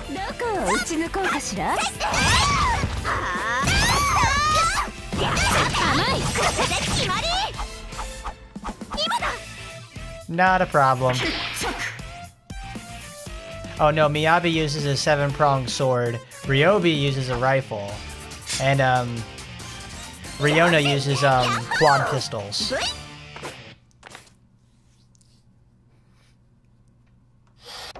Great, that was a good fight. That fight actually is a very, very, very brutally difficult on hard.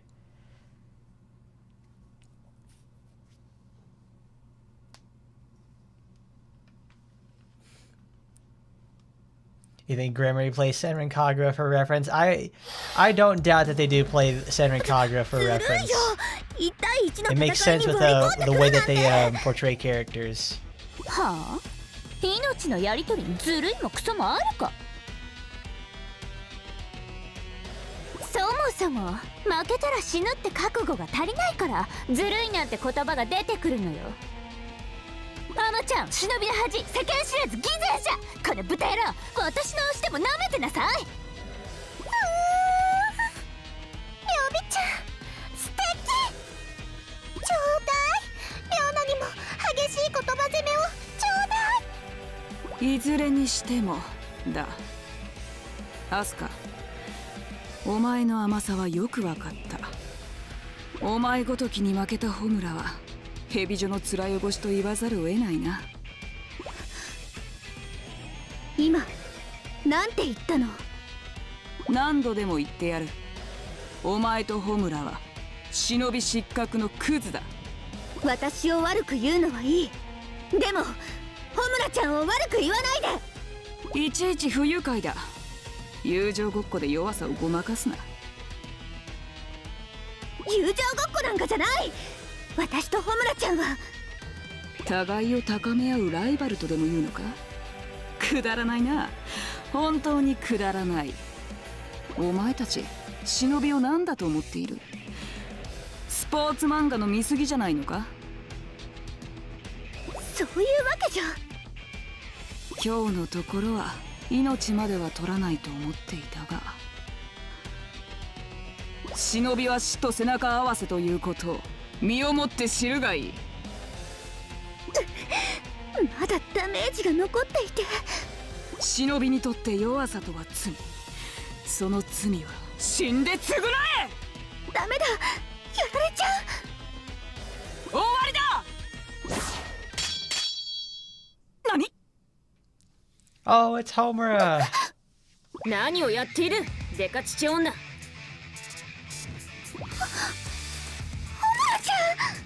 アスカ、お前は私以外に負けるんじゃない。違う違う、私はホムラちゃんにも負けないよ。それでこそアスカだ。ホムラ、善人を助けるとは蛇女の誇りを捨て去ったか。笑わせるな。蛇女の誇りとはそんな安っぽいものではない。そうそう、善人と仲良くしても悪の誇りまでは失わないわよ。悪は自由だからいいんだ。こうでなきゃなんて決めつけるのはバカバカしいよ。そんな頭の固い人たちに食べさせるもやしはございません。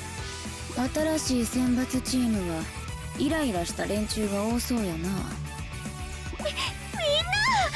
気そうでよかった。この抜け人どもめ。さて、こちらも5人揃ったところで、私たちホムラグレン隊は私立蛇女子学園に学園祭を申し込む。それって蛇女対蛇女ってこと？抜け人になったとしても蛇女の魂は私たちにある。それを証明してやろう。上等だ。受けて立ってやる。半蔵は後回しにして抜け人の首から狩るとしよう。ホムラちゃん、まさか私たちを助けてくれたの？私たちこのままじゃ月戦と蛇女の両方を相手にしなきゃならなかったから。勘違いするな、アスカ。私の最強への道を邪魔する奴らは蹴散らすのみ。雅たちを倒したら次の相手はアスカ、お前だ。分かった。それでこそ私の知っているホムラちゃんだよ。 Oh wow, I just noticed that Homura is just, when she's pointing to Asuka, she had like a little flat, her mouth was all flat, but then when Asuka acknowledges her, Homura's face, it turns into a smile. That is fantastic. I've never noticed that. That's a good detail. But yes, they introduced the Homura versus Miyabi rivalry, so they can have Yumi versus Asuka.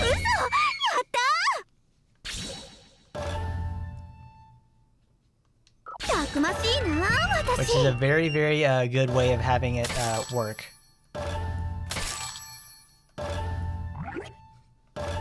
Yes, Homura is Asuka's other rival.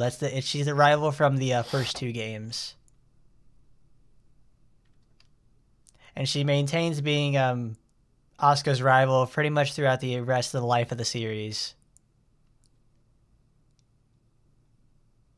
It's when I replay this game I realize